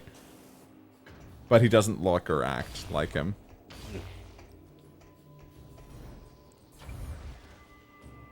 Play at your place, I definitely want to try Shermie. I mean, KOF is the only franchise I can think of where you have, like, multiple female grapplers. Again, one of them's Angel, so good luck. But Shermie is fun and not insanely technical. If only they'd bring back Hinako. Then we could have 3 female grapplers. We could have a female grappling team. Yeah, that's true. Luong has like throws and an air throw. That's true. And her special's an air throw, I think, or like her ultra.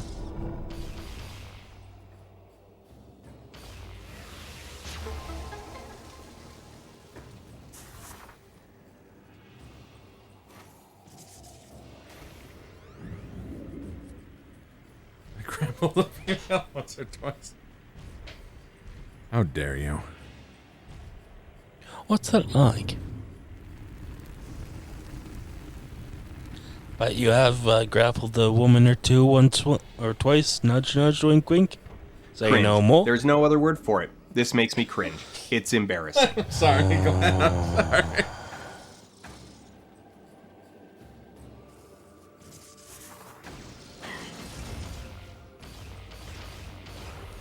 It's mostly because I don't get to use that sound effect. I do think, though, also, going back to what I said earlier about my wish that we wouldn't get Kenso, I do think that, like, when I wished for that, the monkey's paw curled in one finger and was like, Ash Crimson comes back, and I'm like, I'll take it. I hate Ash less than Kenso.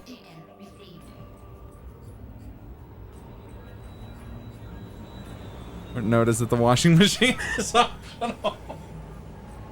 That's the new team. Team Washing Machine. Leaves their opponent stuck and vulnerable. I feel like Team Washing Machine would very unfortunately be like Rio, Mr. Karate, and Mr. Rio Karate. I can't think of anyone else who's a step bro or a bro in... Okay. Andy? No, Andy is disinterested in...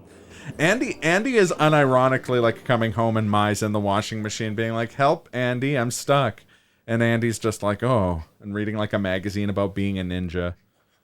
Being like, techniques, training. Team washing machine versus team kitchen sink. I thought where you're going with that is like he seems like the kind of guy who stepsister would be stuck in the washing machine and would actually help her out. No. Unless she convinced him that it was some sort of training. I don't see it happening. There you go. Team Stepbro could be K-Dash, Andy, and Rio. Team washing machine.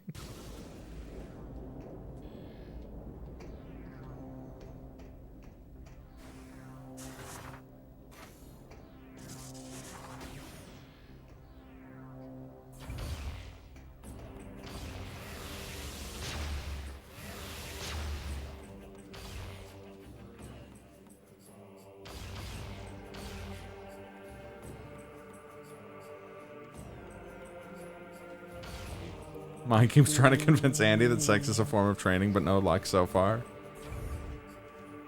It's true. This is big Dragon Ball abridged Goku energy.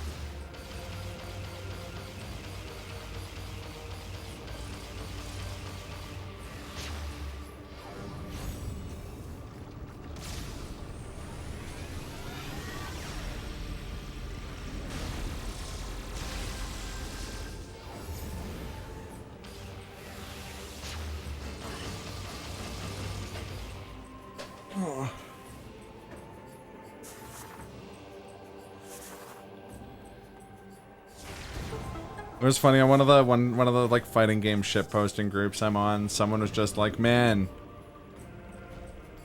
Cronin is such a downgrade from K99," and everyone was like, "You're."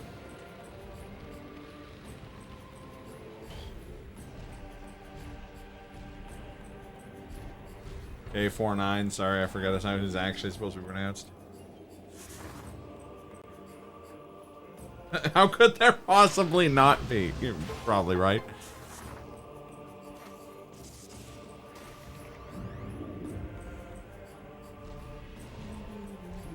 Yeah, I'm like, no, K49.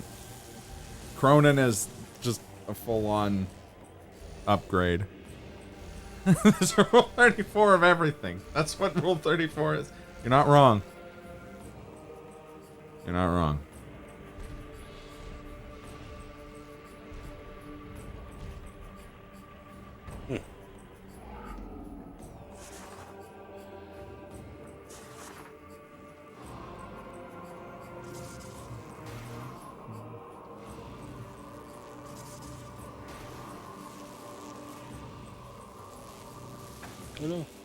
Oh my god, I just realized I was sitting there like wondering what Antonov reminded me of. I'm realizing now it's Jeff Jarrett. Jarrett? Jeff Jarrett. Those big robo dudes sit down in the same way Glock Saint does after you beat him. It's true. An apology out of Jarrett. That was for my brothers, who I assume are not watching. It's an inside joke between us. They know. You know what no I have one to else say? knows. Given that we did just say, I did just say that I think Antonov looks like Jeff Jarrett. Broke 10,000 guitars, never drew a dime. Thank you, Tony. And not once paid for drugs. Not once. I could say, though, when it comes to Antonov, to bring back a joke from earlier in the stream. You know, I think Antonov's a cutie. He's got a nice tan and must have spent some time in the islands. I think the King of Fighters website's just, like, really over being accessed or something like that.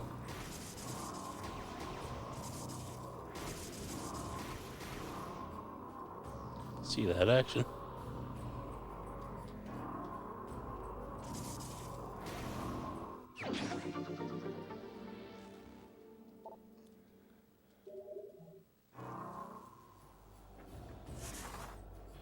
Because it did load for me, but it took a long time. Over accessed for spoilers. There you go.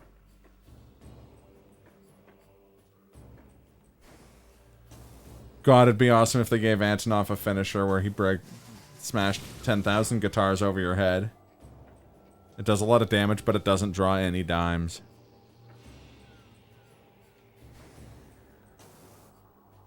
God, please tell me I can find that clip.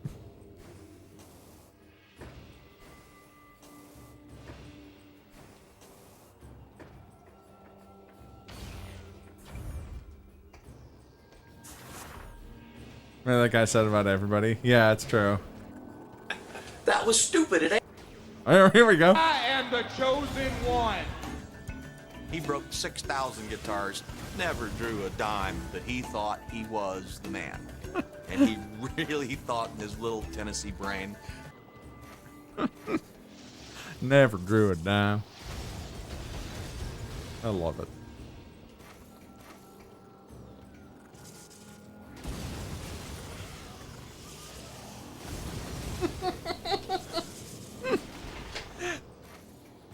Like nobody ever drew a dime in his opinion. Well, and isn't Jeff Jarrett considered like an exceptional wrestler? I guess that has nothing, really doesn't have much to do with drawing power.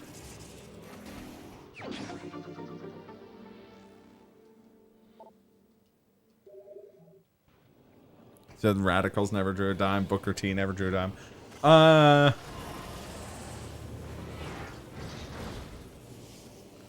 Can you dig it, sucker? Sucker?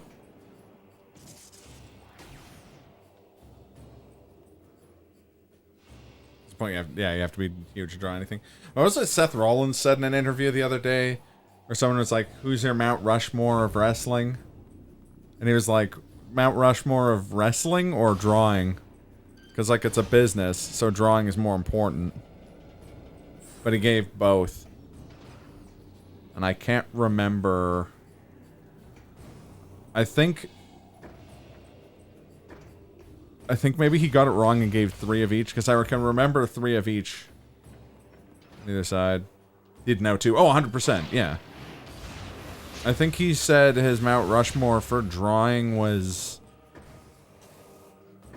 The Rock, Stone Cold, Hogan, and John Cena. And the Mount Rushmore of actually wrestling was...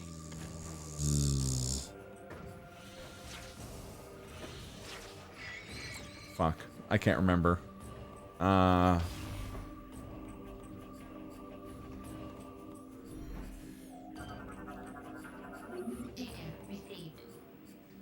Yeah.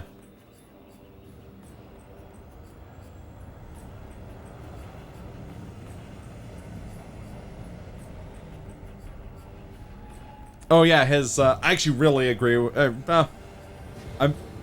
I think his Mount Rushmore of actual wrestlers is pretty on point. He said for actual like the wrestling, he said Shawn Michaels, Eddie Guerrero, Bret Hart, Bryan Danielson. Which I think is totally fair.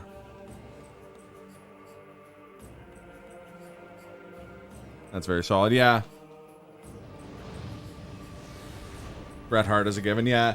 Bret Hart and Eddie Guerrero are the two that I can't make an argument against in any way. Like, as far as I'm concerned, the two gods. But I'm also a huge weeb, so I'm like, oh, I would probably put either... Fuck. God damn it. Damn it. That is hard.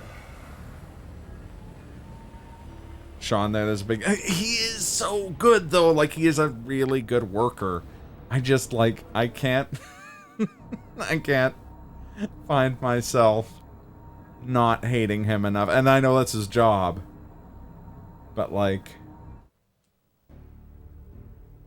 I can't do it with Sean. So part of me is like Inoki or Okada, maybe? He's amazing, but he only ever got to the ring because he abused... That's true. Abused someone. Yeah. That's really true. Big Okada fanboy. And for good reason.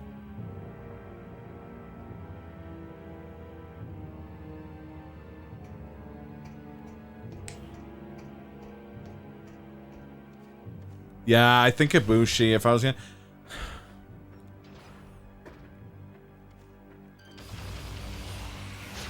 And I mean, like, I guess, like, the argument for, like, putting Shawn Michaels in there is that he puts people over, and, like, if I were gonna put a Japanese wrestler who puts people over, again, I'd either put Liger or Naito, but... Would have been the best, but got injured too much, and now we'll never know. Yeah. I would put Omega in there.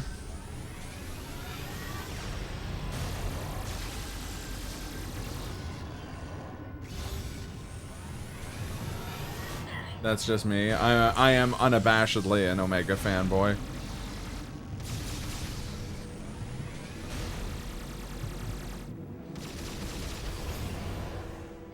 Yeah, I think I would go for Bonesaw's a no-brainer. Bonesaw is ready. I mean, he is ready. He's if I were to make a Mount Rushmore of readiness or a Mount Rushmore of Spider-Man villains, he'd be on both of those. Always ready, and he's got you for 3 minutes, right?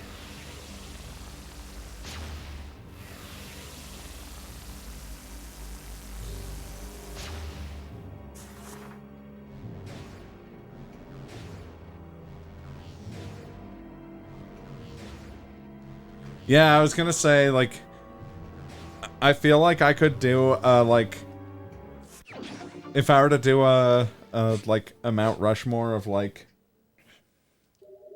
personalities, mine would be, like, Kurt Angle, Macho Man, CM Punk, and Mankind. Heels Mount Rushmore? Yeah, yeah. Ooh, Heels Mount Rushmore is good. Ted DiBiase. His blessed, cursed Hulk Hogan diss track. Yes, it's true. Well, to be fair, we're talking about draw. Oh, the Giant. Yeah, yeah. I want a medal with a broken frickin' neck. Angle could go on any. That's the thing. Maybe not draw, but like Angle, definitely one of the best.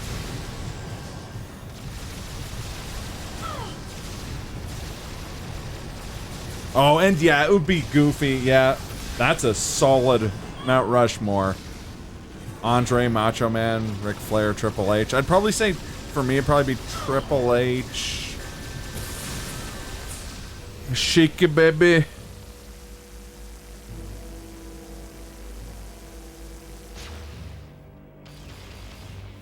Macho Man. The only thing that keeps Flair kind of off of mine is that he's also done such good face work, although so has Macho Man, so it's tough.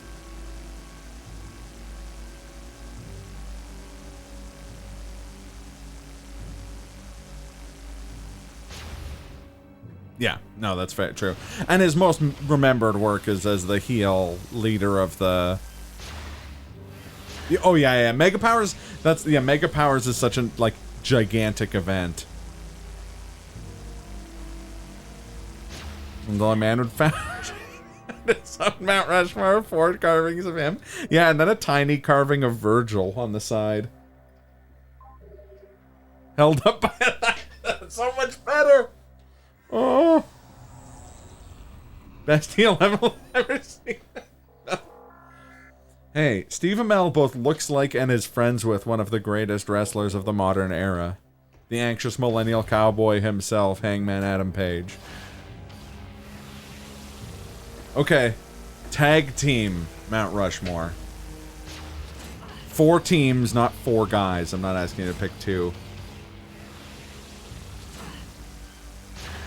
Eddie and Chavo Guerrero? Yeah? Yeah. Original LAX?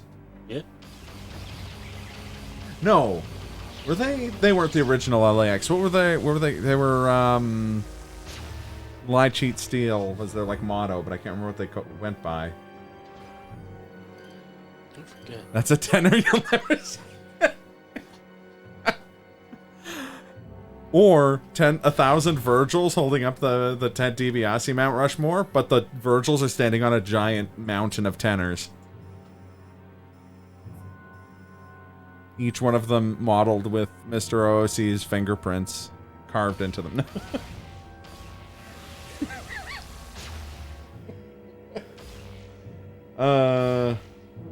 Was Rey Mysterio ever paired with somebody? He was paired with Eddie Guerrero in an incredibly tasteless run where Eddie Guerrero was claiming to have the father, like, claiming to be the father of his son. Oh, I think yeah, you know where I heard about that?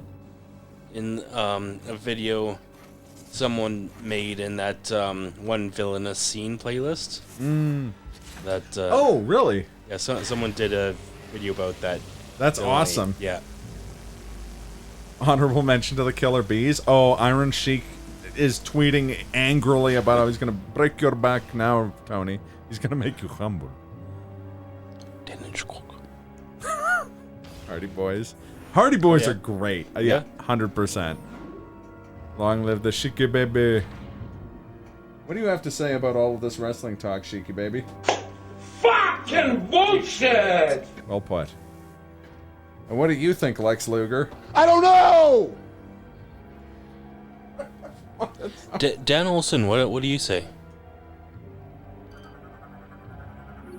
Cringe. There's no other word for it. This makes me cringe. It's embarrassing. Iron Sheik gonna make a literal Brokeback Mountain.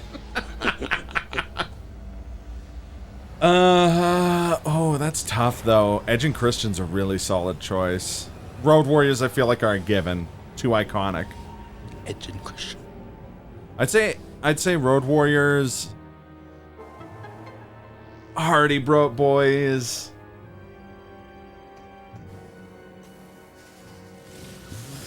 Fuck me. Hey, at least take me out for dinner first. Absolutely not. You know what? I'm going with the last two. I'm going with Golden Lovers and the Dudleys. Oh yeah.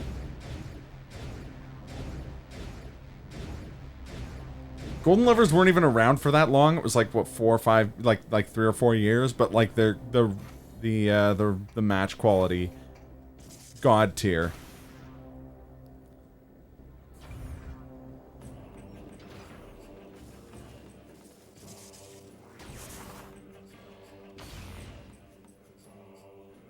Okay, faction Mount. I'm just going down the Mount Rushmores at this point. Faction Mount Rushmores. Oh, that's honestly, Tony. I don't think that's a personal flaw. I think that's just like NJPW didn't get that much attention in the West until fairly recently. Gonna mountains in a bit. Well, maybe. Yeah, I'm like NWO DX Bullet Club Inner Circle. Yeah. Yeah. Okay, definitively.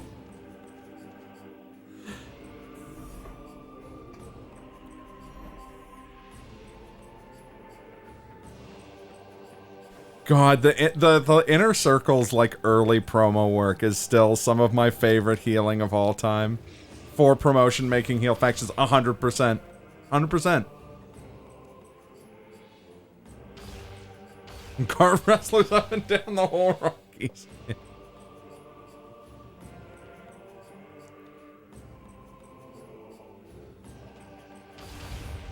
I'm actually low-key upset at how perfect Tony's faction Mount Rushmore is.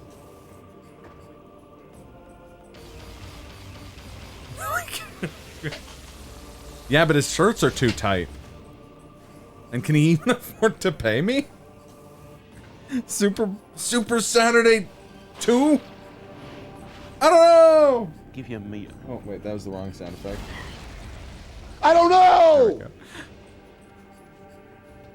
Biggest Rocky Mountain has to be Vader, yeah. They don't call him Big Van Vader for nothing. Man, there's another honorable mention for heel Mount Rushmore. The door is locked too.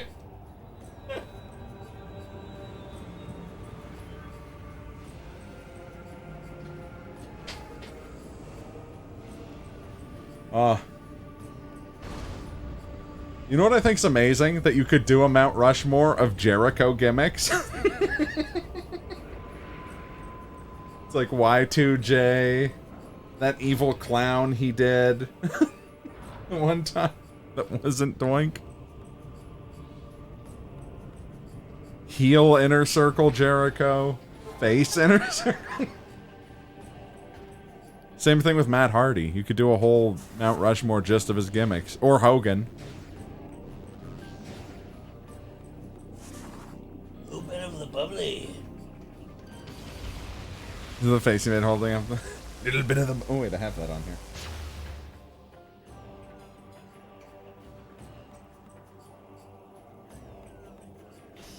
That's it.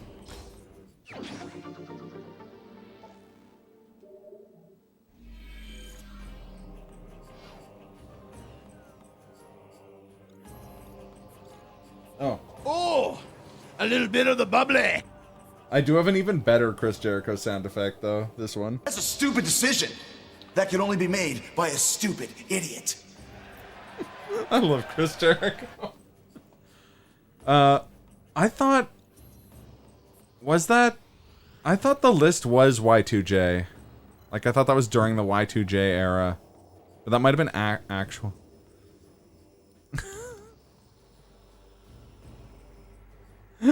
Yeah. Oh, no, yeah, that's post Y2J for sure.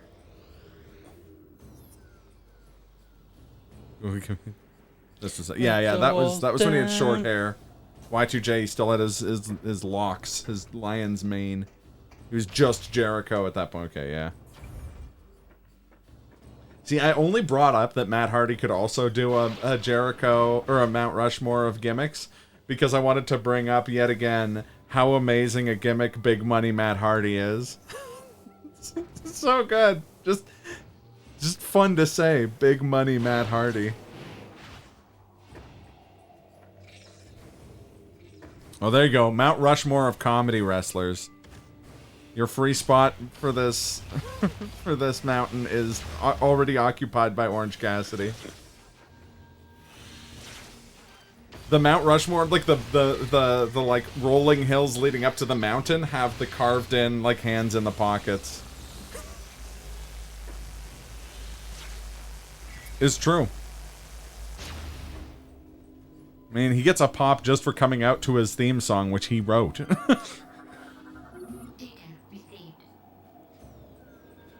fact that there's a serious recording out there of Chris Jericho singing SOS by ABBA is 10 out of 10 incredible. Yep. Change your mind. Orange Cassidy gets his own mountain, not a Mount Rushmore face carving, a full body carving, hands and pockets Colossus. That'll be the new Colossus of Gibraltar. It's just the Straits of Gibraltar have Orange Cassidy with one leg on each.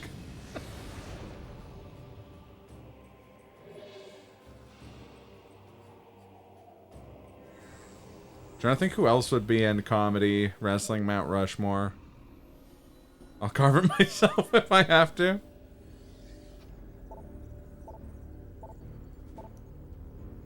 Danhausen, very nice, very evil choice there, Tony. Orange Cassidy, Danhausen. Who was I thinking of? God damn it. I'm not sure if this counts, but the brief I forget how brief it actually was, but the ongoing Odd Couple pairing of Booker T and Goldust. Goldust, of course, hands down. And we can have a little Booker T on a different Mount Rushmore, looking uncomfortably at the Goldust. Gilbert! I forgot about Gilbert. Dwayne Gill is the very definition of a jabron. Actually, Andy Kaufman would have made a lot of sense too. Santino Marella, yeah. A lot of good comedy wrestlers. Colt Cabana. Just remembering one bit between. Oh, the fucking NJPW guy who's a YouTuber as well. Sorry, go on. Just one moment between Goldust and Booker T when they bumped into each other at 7-Eleven. Yeah. And Booker gets a Slurpee, and they're chatting away, and Goldust says, "But Book, if you give me a sip of your Slurpee, I'll give you a bite of my wiener." Oh, come on, man! Come on. You're right. Jerry Lawler would also. A good night watch Booker T and Stone Cold in their supermarket battle. Yes. Oh, yeah. Also, basic. Kaz points out that there's a in Colorado there's a wrestling Mount Rushmore commemorating the Invisible Man versus the Invisible Stan. Oh, we've all made. Remember earlier when I called Steven Seagal Sylvester Stallone? Also, honorary mention Owen Hart, because that's Owen. That was Owen. The only man to ever. I mentioned him for personalities, and let's be honest, the Mount Rushmore of hardcore wrestling. One sec here.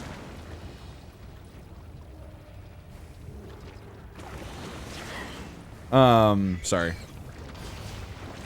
Mick is on the Mick Foley, Terry Funk, Kazuhisa Onita,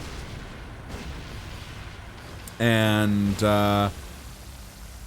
the tables. No. Yeah, honorable mention to the tables. Yeah, it's true. Nick Gage could be on there.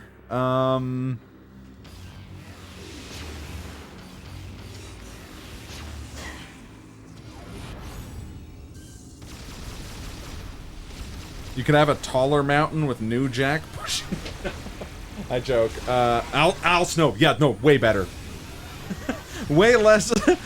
I feel way less icky putting him on there than than I would putting like New Jack or.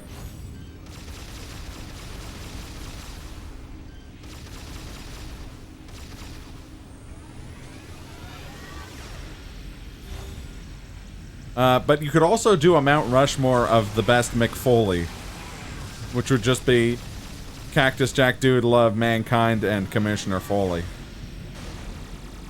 New Jack gets nothing.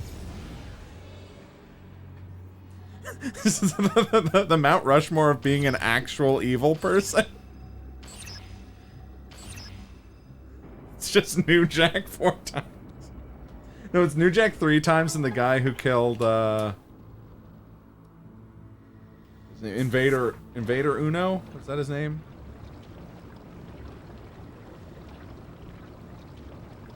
Yeah, no, good point actually.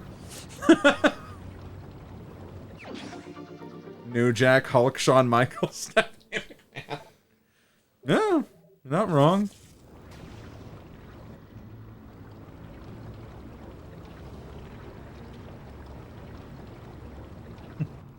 That too.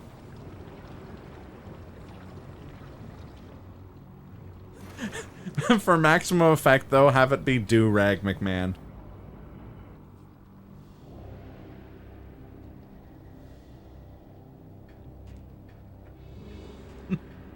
Yeah, probably. I mean, let's also acknowledge that the Mount Rushmore was made by awful... Oh, wait, no, I'm thinking of... Yeah, it was made by awful people. I think it was also made by the same guys who made the, like, Confederate Mount Rushmore. Like Stone Mountain or wherever it is. ECW champion McMahon. Yes.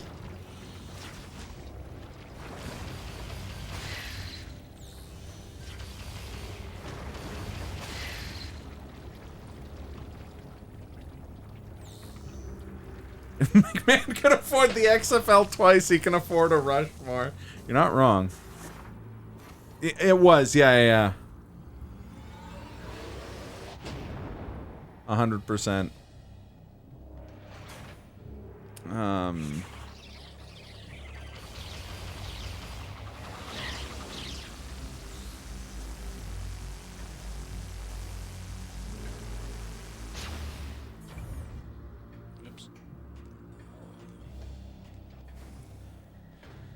You gotta have a Mount Rushmore of talkers, promoters or managers. Have Paul Heyman, Jimmy Hart, Dan Lambert, and it probably should be Jim Cornette last. But instead, it's Jerry Lawler, and then there's another Mount Rushmore. That's the Mount Rushmore of being angry for not being on that Mount Rushmore, and it's just Jim Cornette angrily podcasting about it.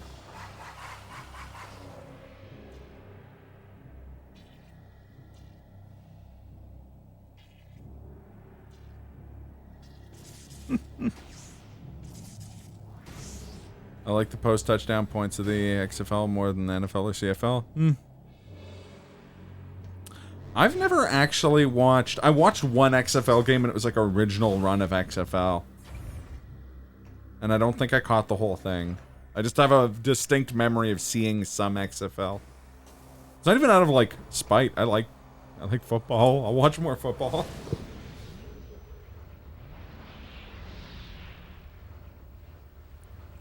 An interesting forward pass rules.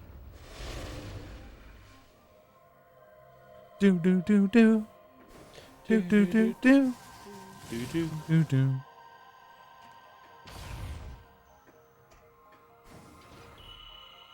I like how Fendrana Drift is in the same boat as, like, aquatic ambience from Donkey Kong Country, where they're just like, hey, make the music for the cold place. And the guy's like, oops, accidentally made transcendentally beautiful music.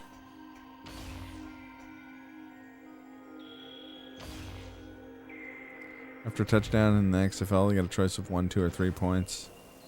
They get 1 down, and the distance is the amount. Oh!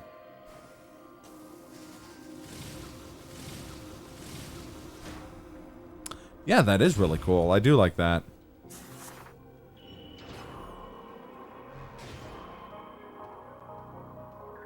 That's true, they did invent the flyover camera.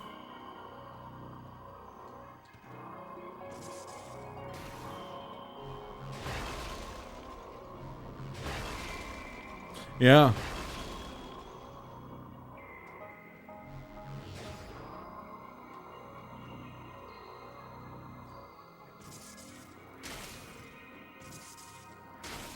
Well, yeah, and, like, people talk about, like, oh, well, like, CFL players aren't on, like, NFL levels. It's just, like, the worst players in the CFL were still, like, probably too good for XFL.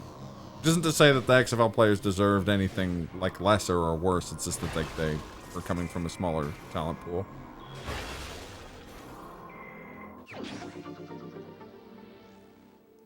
The bum luck of being owned by Vince McMahon.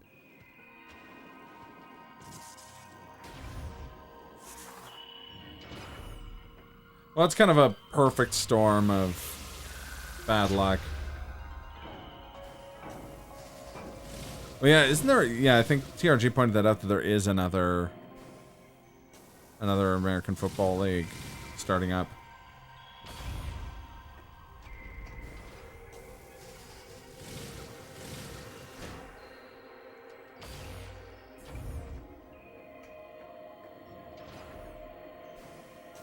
Remember, we're on Grey Cup 108, and the Super Bowl is at 56.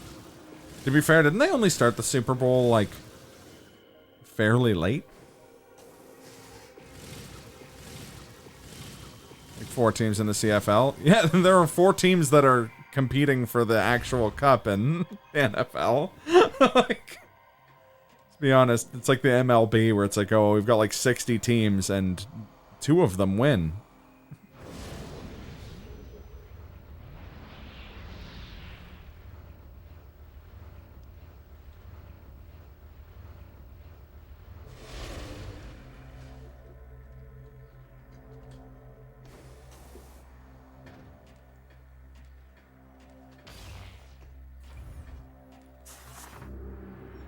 I don't know what I think that can. Now that I'm thinking about like what the ideal amount of teams to have in a league is.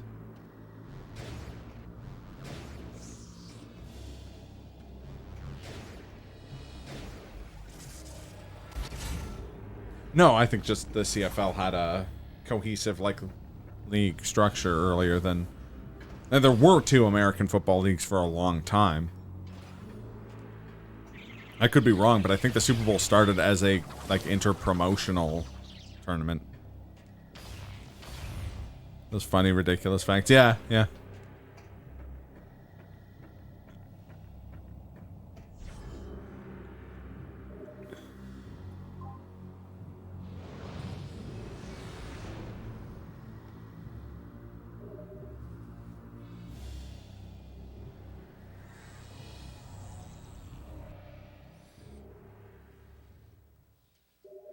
So people with some stats say pre-post Super Bowl era. Oh, makes sense.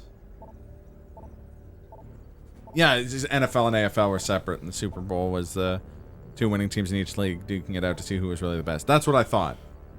I also know that it was named as a joke.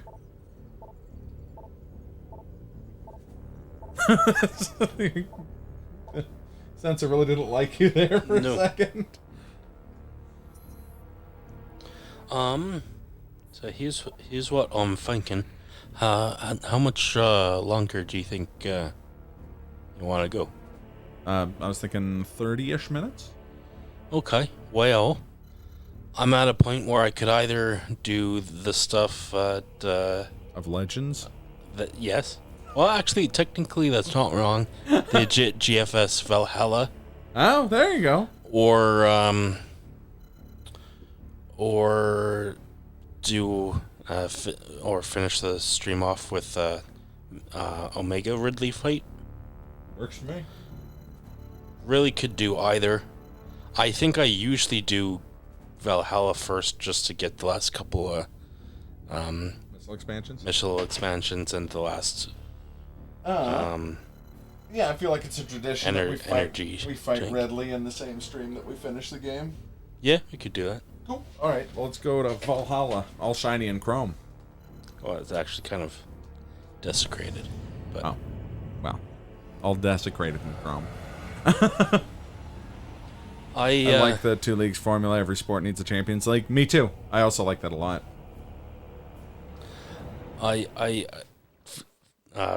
When I first found out what after playing this game what Valhalla was, I found it kind of interesting why they picked the name for it, because the ship Valhalla was like kind of destroyed by the pirates, so all the people on it kind of died, and Valhalla is like an Viking afterlife. So it's like how whenever you have an airship in anything, people for some reason name it the Icarus. Icarus is famous for failing to fly. Yeah. Also, this is less ironic a name, but every single franchise of the spaceship has one called the Hyperion. Which, I mean, to be fair, is because it's a very cool word, but... yeah.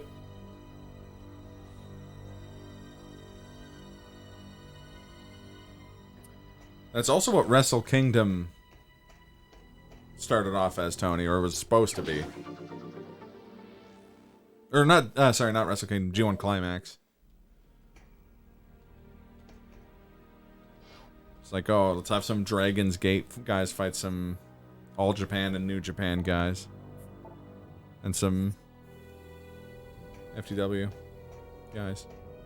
That's a cool idea. What an idea that would only work in Japan, or at least would never work in the States. Like an inter-wrestling. I guess the NWA was sort of that. Look at me and my big fucking mouth.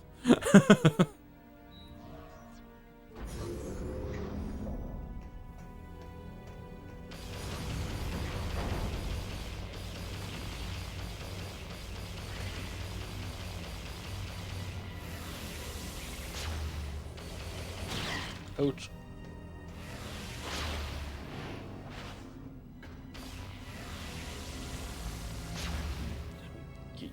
Guy, you're. Can you move? Okay. Keith Carradine himself. Oh. So it's like Keith Carradine is that guy's name, not David Carradine.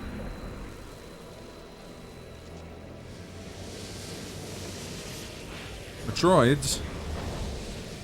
Remember when the last Metroid was in captivity and the universe was at peace? Me neither.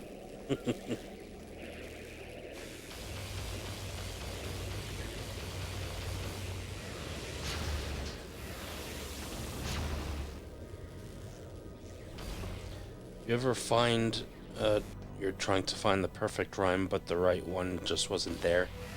Meat cleaver. Thanks, Bo Burnham. Yep.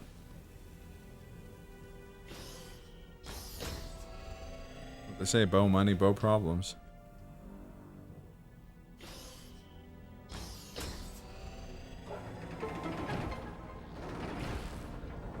Put those power cells in. Turn on BT.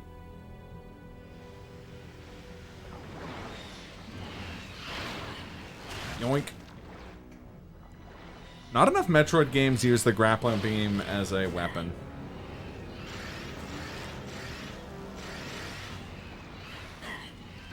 Which is a shame. It's awesome.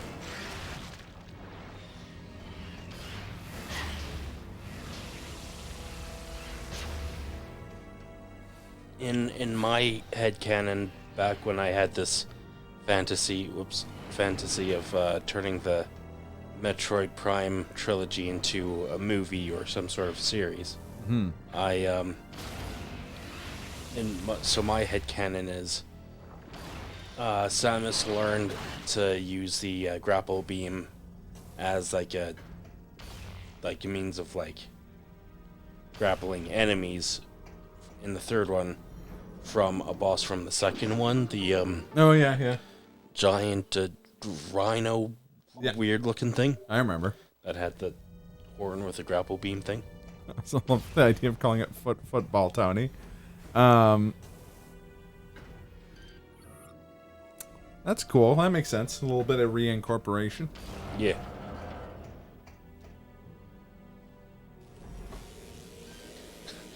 I also tried to explain how in Metroid Prime 1, whenever you grappled, like, over a gap using the grapple beam, you couldn't aim and shoot, but in Prime 2 and 3 you could. I just said, Samus is more experienced now. That's what that is. Fair.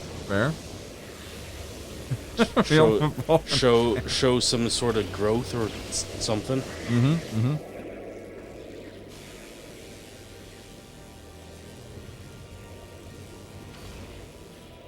was gonna say you should watch rugby, but rugby's not on consistently. For personal growth? Yeah.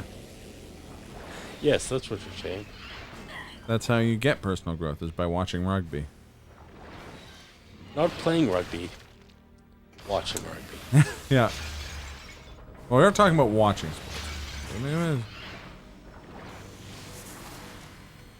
Yeah, Aussie Rules is really fun. I like Aussie Rules a lot. Go, Magpies? I also like how those little doofers look like the inglets from Prime 2. Yeah, I wonder if there's some asset reuse there, because they do look a lot like the fact that they were all gooey and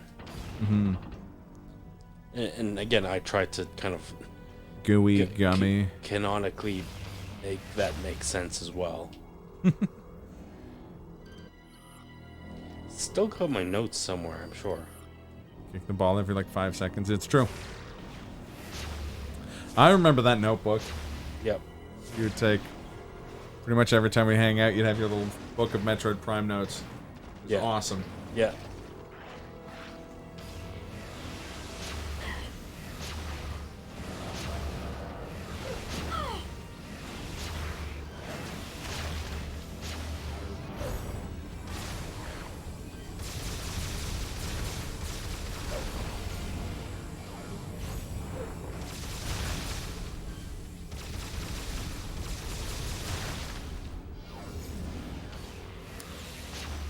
Yeah, it sucks. But starting in July, Glenn's Big Book of British Smiles. That's cruel.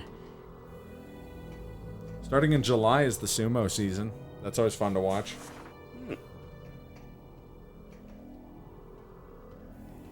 The way we watched sumo in Japan was that you would get a copy, everyone would get a copy of the card, and you would arbitrarily pick who you thought would win every match. And then whoever guessed the most right would get like the prize. Which is usually liquor. Aussie Rules is definitely odd. It is, but it's great. It's got that refreshing Australian brand of barbarism.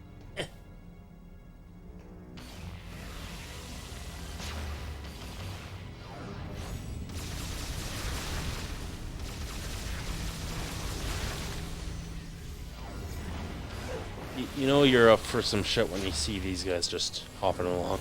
Yeah. Just hopping in. Once they hop, they don't stop.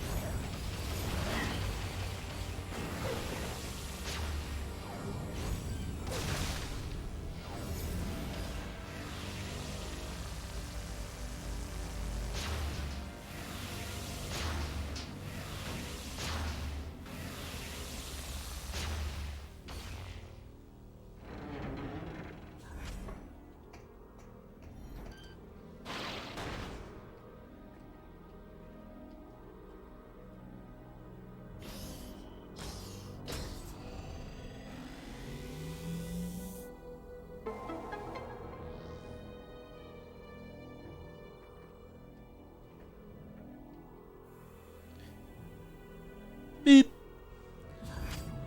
Beep.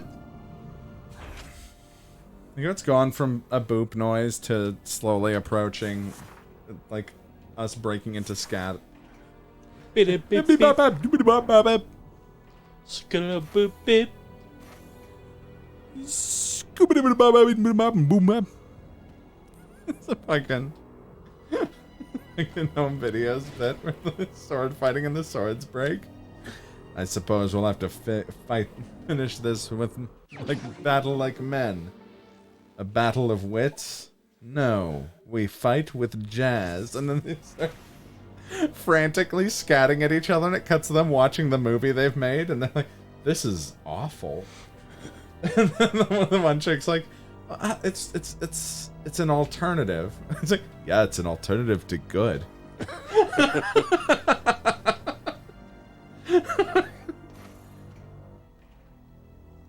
That show is quite good. I know everyone, if they're gonna watch a Brandon Small show, they're gonna watch Metalocalypse. But when that show was good, that show was fucking great. The home movies. There's an episode where the coach, who's played by H. John Benjamin, buys a bunch of swords while depressed and up late on the Home Shopping Network. And there's like 8 different scenes in that episode that are fucking 11 out of 10 comedy, including him trying to pay for his groceries in swords. Okay, I'd like to pay for these with this sword. Are you trying to rob us, sir? No, it's a very valuable sword. It's an ancient sword. I really need these groceries. Fuck. Good times. Oh, sure was some crazy times. Oh, those sure were some crazy times.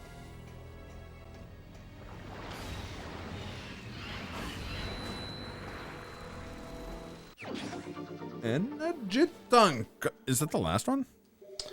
Yes. Look at those beautiful fields of green. Greenish blue. It's really more blue than green.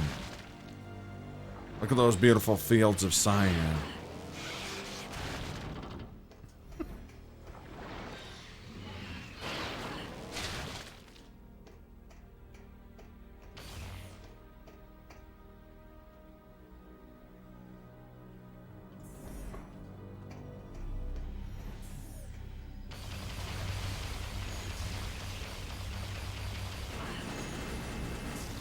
Dude, stop it.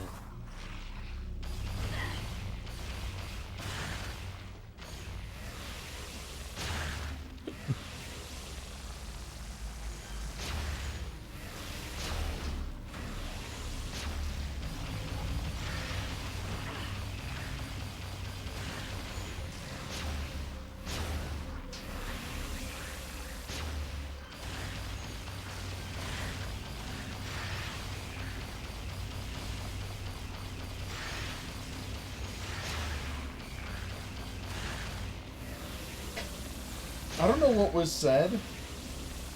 Going back over what we've been talking about, I don't know what was said, but something has triggered me thinking about Portlandia all of a sudden. How good Portlandia was.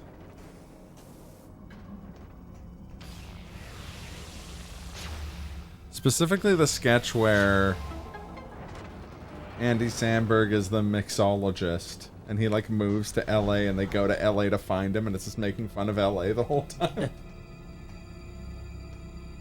They get off of the, like, bus from Portland to LA, and it's just, like, blindingly bright. And they're like, oh, what is the thing in the sky?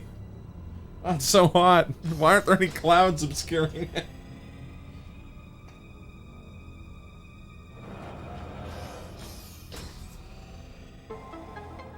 Fucking... Man, that show is great. Worth watching every episode of that show just for the ones that have Kyle MacLachlan as the mayor in it. Remember when your friends visited from Seattle during the summer?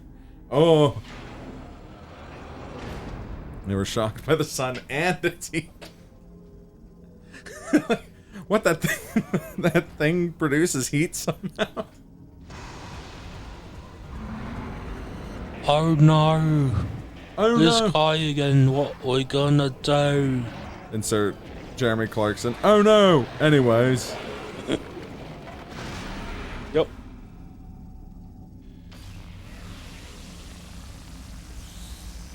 Yeah, I gotta say in Alberta, the sun doesn't provide heat, the wind provides heat. Which doesn't make any sense. But It is how it works here. It'll be the winter and it'll be the brightest day you've ever seen, and it'll be like minus 48 outside. And then the wind will pick up, but because it's coming from the west coast, it just like superheats the entire city. It's a weird fucking place. It feels like that. Oh no. Anyways.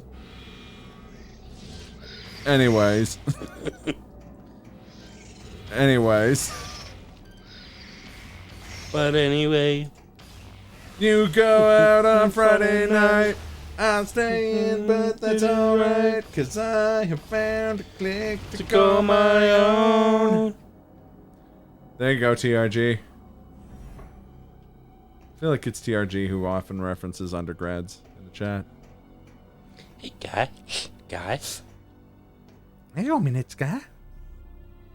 I feel like enough people referenced undergrads.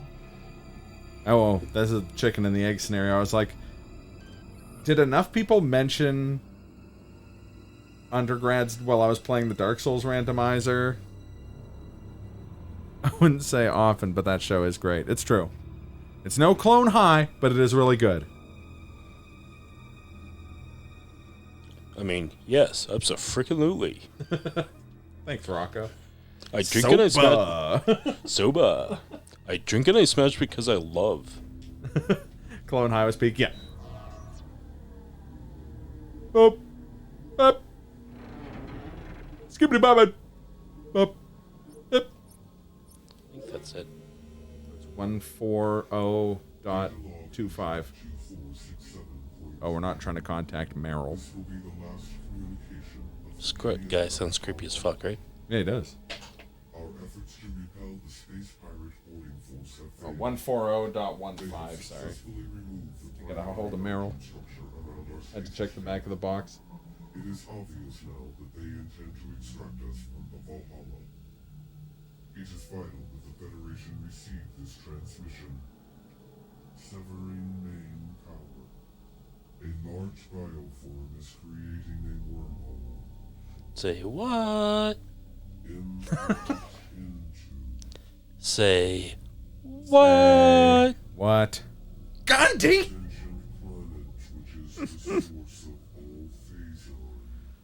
Say what? What?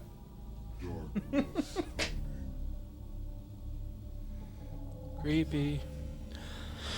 Darkness coming on your face. You? I was gonna say thanks, Lars von Trier. That was chaos, I guess. Chaos reigns.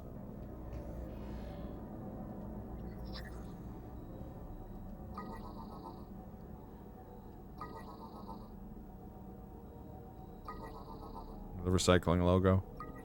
Nice. So it's always oddly satisfying when the buttons you press end up being like all together like that. Oh yeah, yeah. Pirate code acquired. Now you can parlay. The data you just acquired appears to be a space pirate entry code. We'll need that for later. We are unable to determine its purpose at this time. I've obtained the password to the Space Pirates' login on Twitter.com.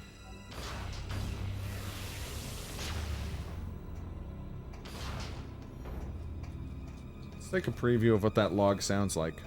I come to make an announcement. Shadow the Hedgehog's a bitch-ass motherfucker. He pissed on my fucking wife. That's right. He took his hedgehog fucking Willy. Okay. That's exactly what the thing is. Yeah. I've heard the pirate logs in this game, I remember.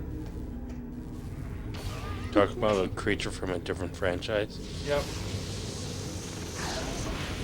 And also using the term bitch-ass motherfucker, which is, let's be honest, ubiquitous in Nintendo properties. Oh yeah.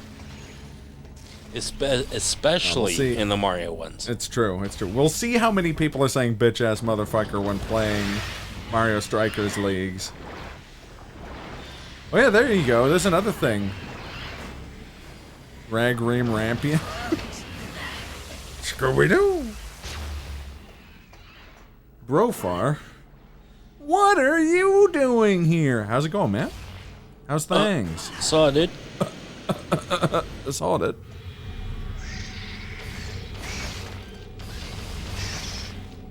What anyway? Good point, bye. I didn't mean it. Brofar, come back here. Brofar leaving the chat like I'm fucking done. Fucking done. Brofar, don't leave. Brofar, don't. I'm fucking done. What is this? Look what I'm dealing with, man. I certainly can't do it without you, and I know you can't do it without me. So you can give up now. Check it out. I appreciate it. But look what we're doing. I know, Harry. Look what we're dealing with. Gotta draw a line in the sand somewhere. You gotta say, what am I willing to put up with today? Not fucking this. You wake up in the morning, you look inside yourself and say, what am I willing to put up with today? Not fucking this. Now, this is it. Now is the time to choose.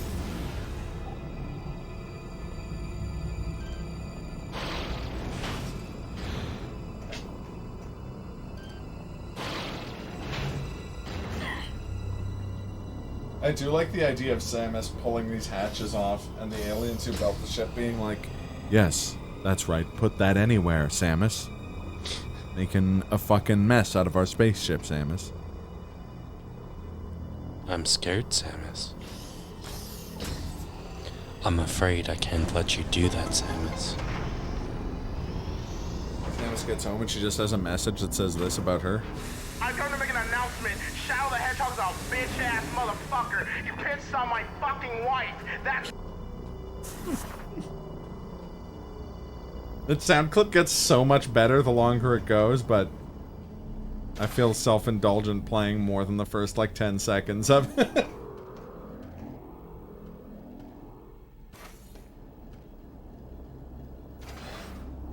And that was it.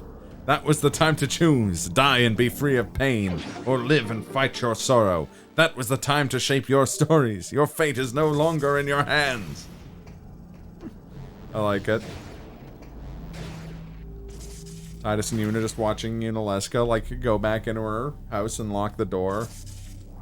Moron berates them that they didn't do the thing they were supposed to do.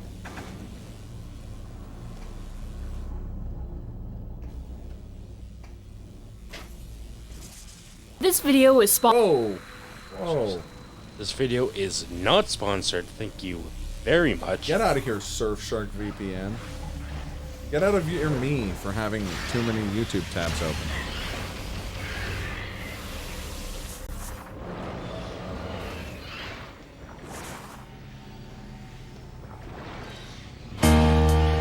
Oh, that's where we are.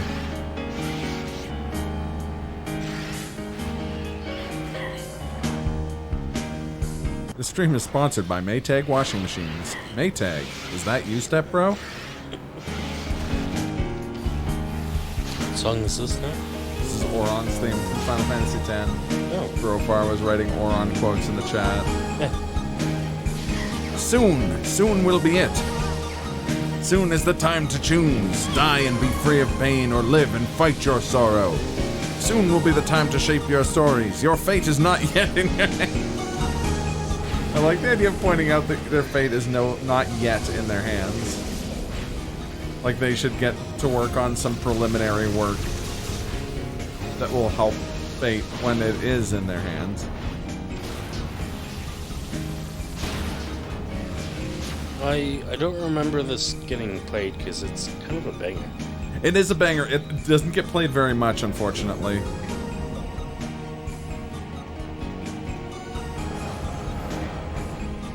It's actually like one of my favorite video game songs.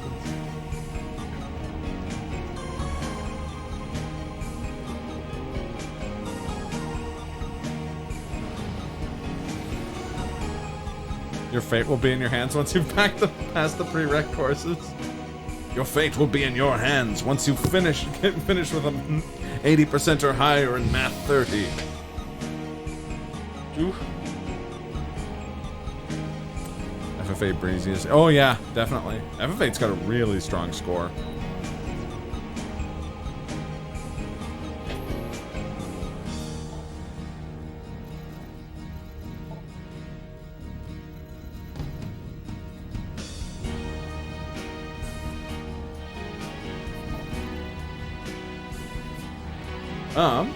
Good. Just chilling out. Man with the Machine Gun is lit? Yes, it is. I think it's like, honestly, maybe my favorite, like, battle theme. Like, recurring battle theme in the franchise. Other than maybe Battle with the Four Fiends. Not me, just popping in and throwing the quotes out. Hey, I appreciate that. Gives me a chance to practice my subpar Oron.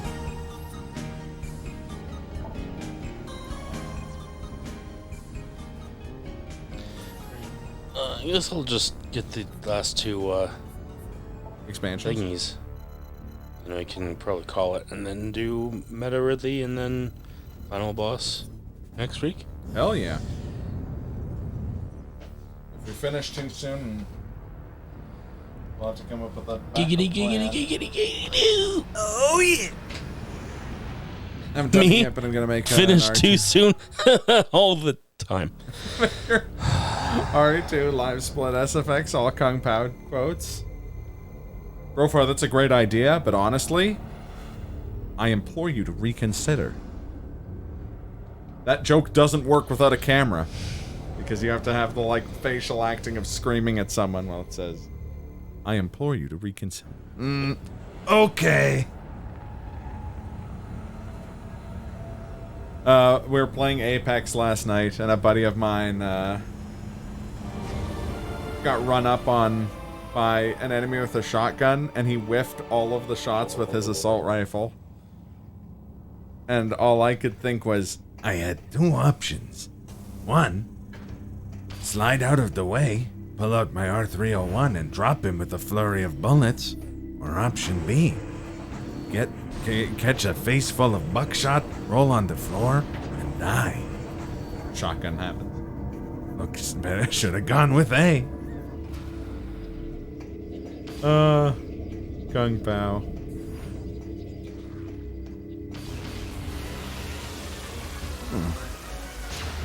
A tiny net is a death sentence. It's a net, and it's tiny.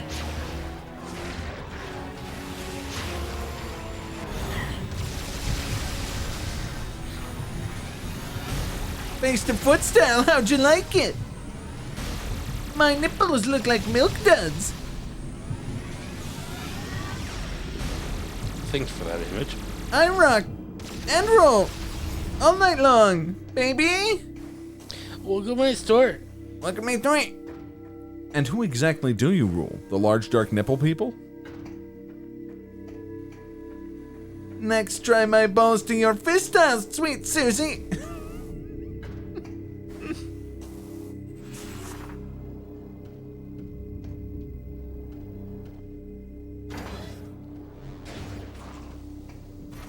Oh. Don't stop now. This can be good for both of us. Nobody wants to lose any more toes. Ooh, that's tender. Let me know if you see a Radio Shack. Shit. I'm sure on some planet your style is effective, but your weak link is, this is Earth.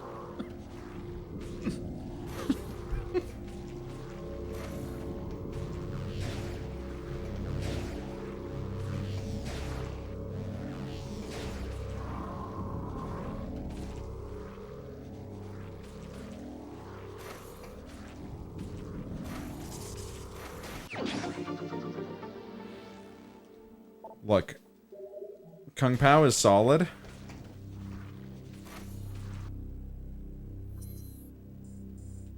Yes. But it's only my second favorite movie where someone punches a hole straight through someone. Behind UHF. Hoping that's what that was. Of course. Gandhi, too. No more passive resistance. He's back, and he's ready to kick ass. I'll have a steak, medium rare. But he also knows how to party. I'll have a steak, medium rare. Hey, get lost, Baldy! Flips the table and pulls out a machine gun. Fucking Christ, UHF is so bad.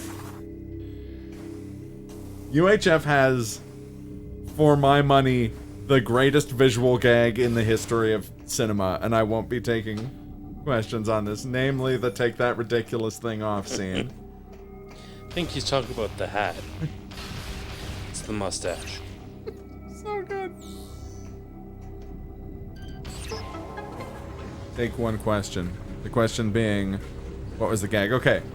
So there's like a bunch of the villain's henchmen getting chewed out by the villain, and one of them has like a normal looking mustache and a gigantic 10-gallon cowboy hat. And at the end of the scene, they're all leaving, and the boss, like, stops the guy with the cowboy hat, and he's like, "And take that ridiculous thing off!" And the guy looks really sad and takes off the mustache. It's a simple joke, but it has never not made me laugh.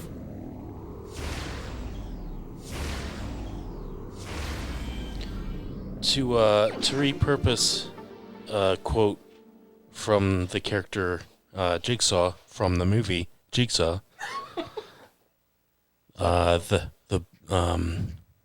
This joke is simple. The best ones are. But he's talking about games. Yeah, well, yeah, no, it works. It works.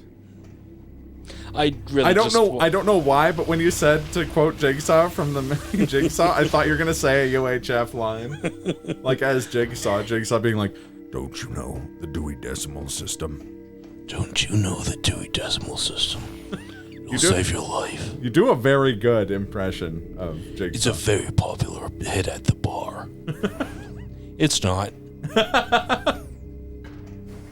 The waitress is like, "So anyways, do you want something to drink?" Oh yes, I will be full.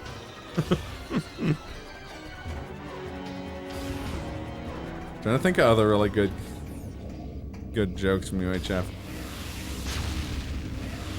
There's a lot of really good visual humor in that movie.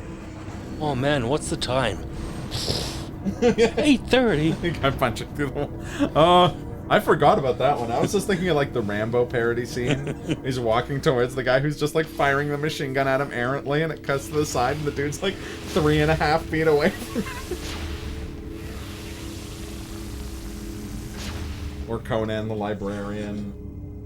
Or Gandhi 2. or any other gag. And the movie's just really good. Wheel of Fish. I'll take what's in the box, Kumi. What is in the box? I forget the guy's name. What is in the box? Nothing! Stupid! You're so stupid! That, or when they're in the bad guy's like office building. It's the supplies closet.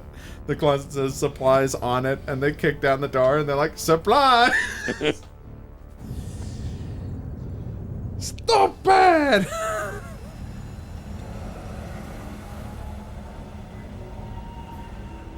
You're so stupid. Or the fucking Raoul's Wild Kingdom. The turtle is nature's suction cup. It stinks! So we...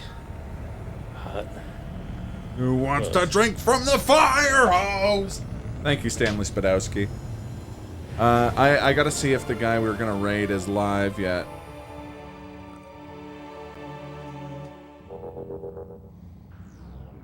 He's not.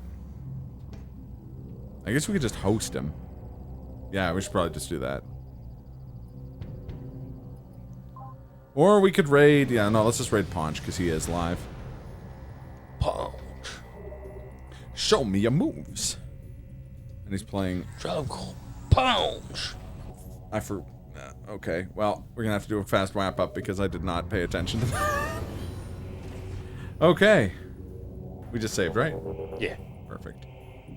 Alright, thanks for watching, everybody. I'm back tomorrow with Dark Souls 3, and I'm going to have to play a whole bunch of it if we're going to stay on schedule. And then I'm actually going to play Nier this week. I'm not going to put it off for like the 3rd week in a row. And then probably at some point there'll be a Shifu stream in there. And probably a No by Heart stream in there so that we can get more Pathologic 2 content made, because it's the best video game. Anyways, thanks for watching, everybody. Any closing remarks, Glenn? I was just remembering one more bit from UHF. Yes.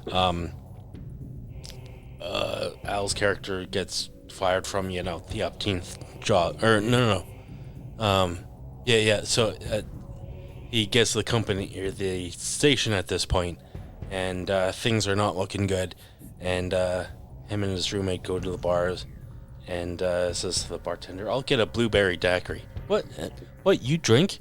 No, but I've been meaning to start. It's a good line. It's a good line. All right.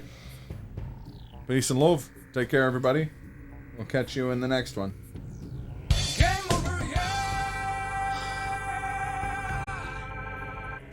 Eardrums. I'm the origami killer.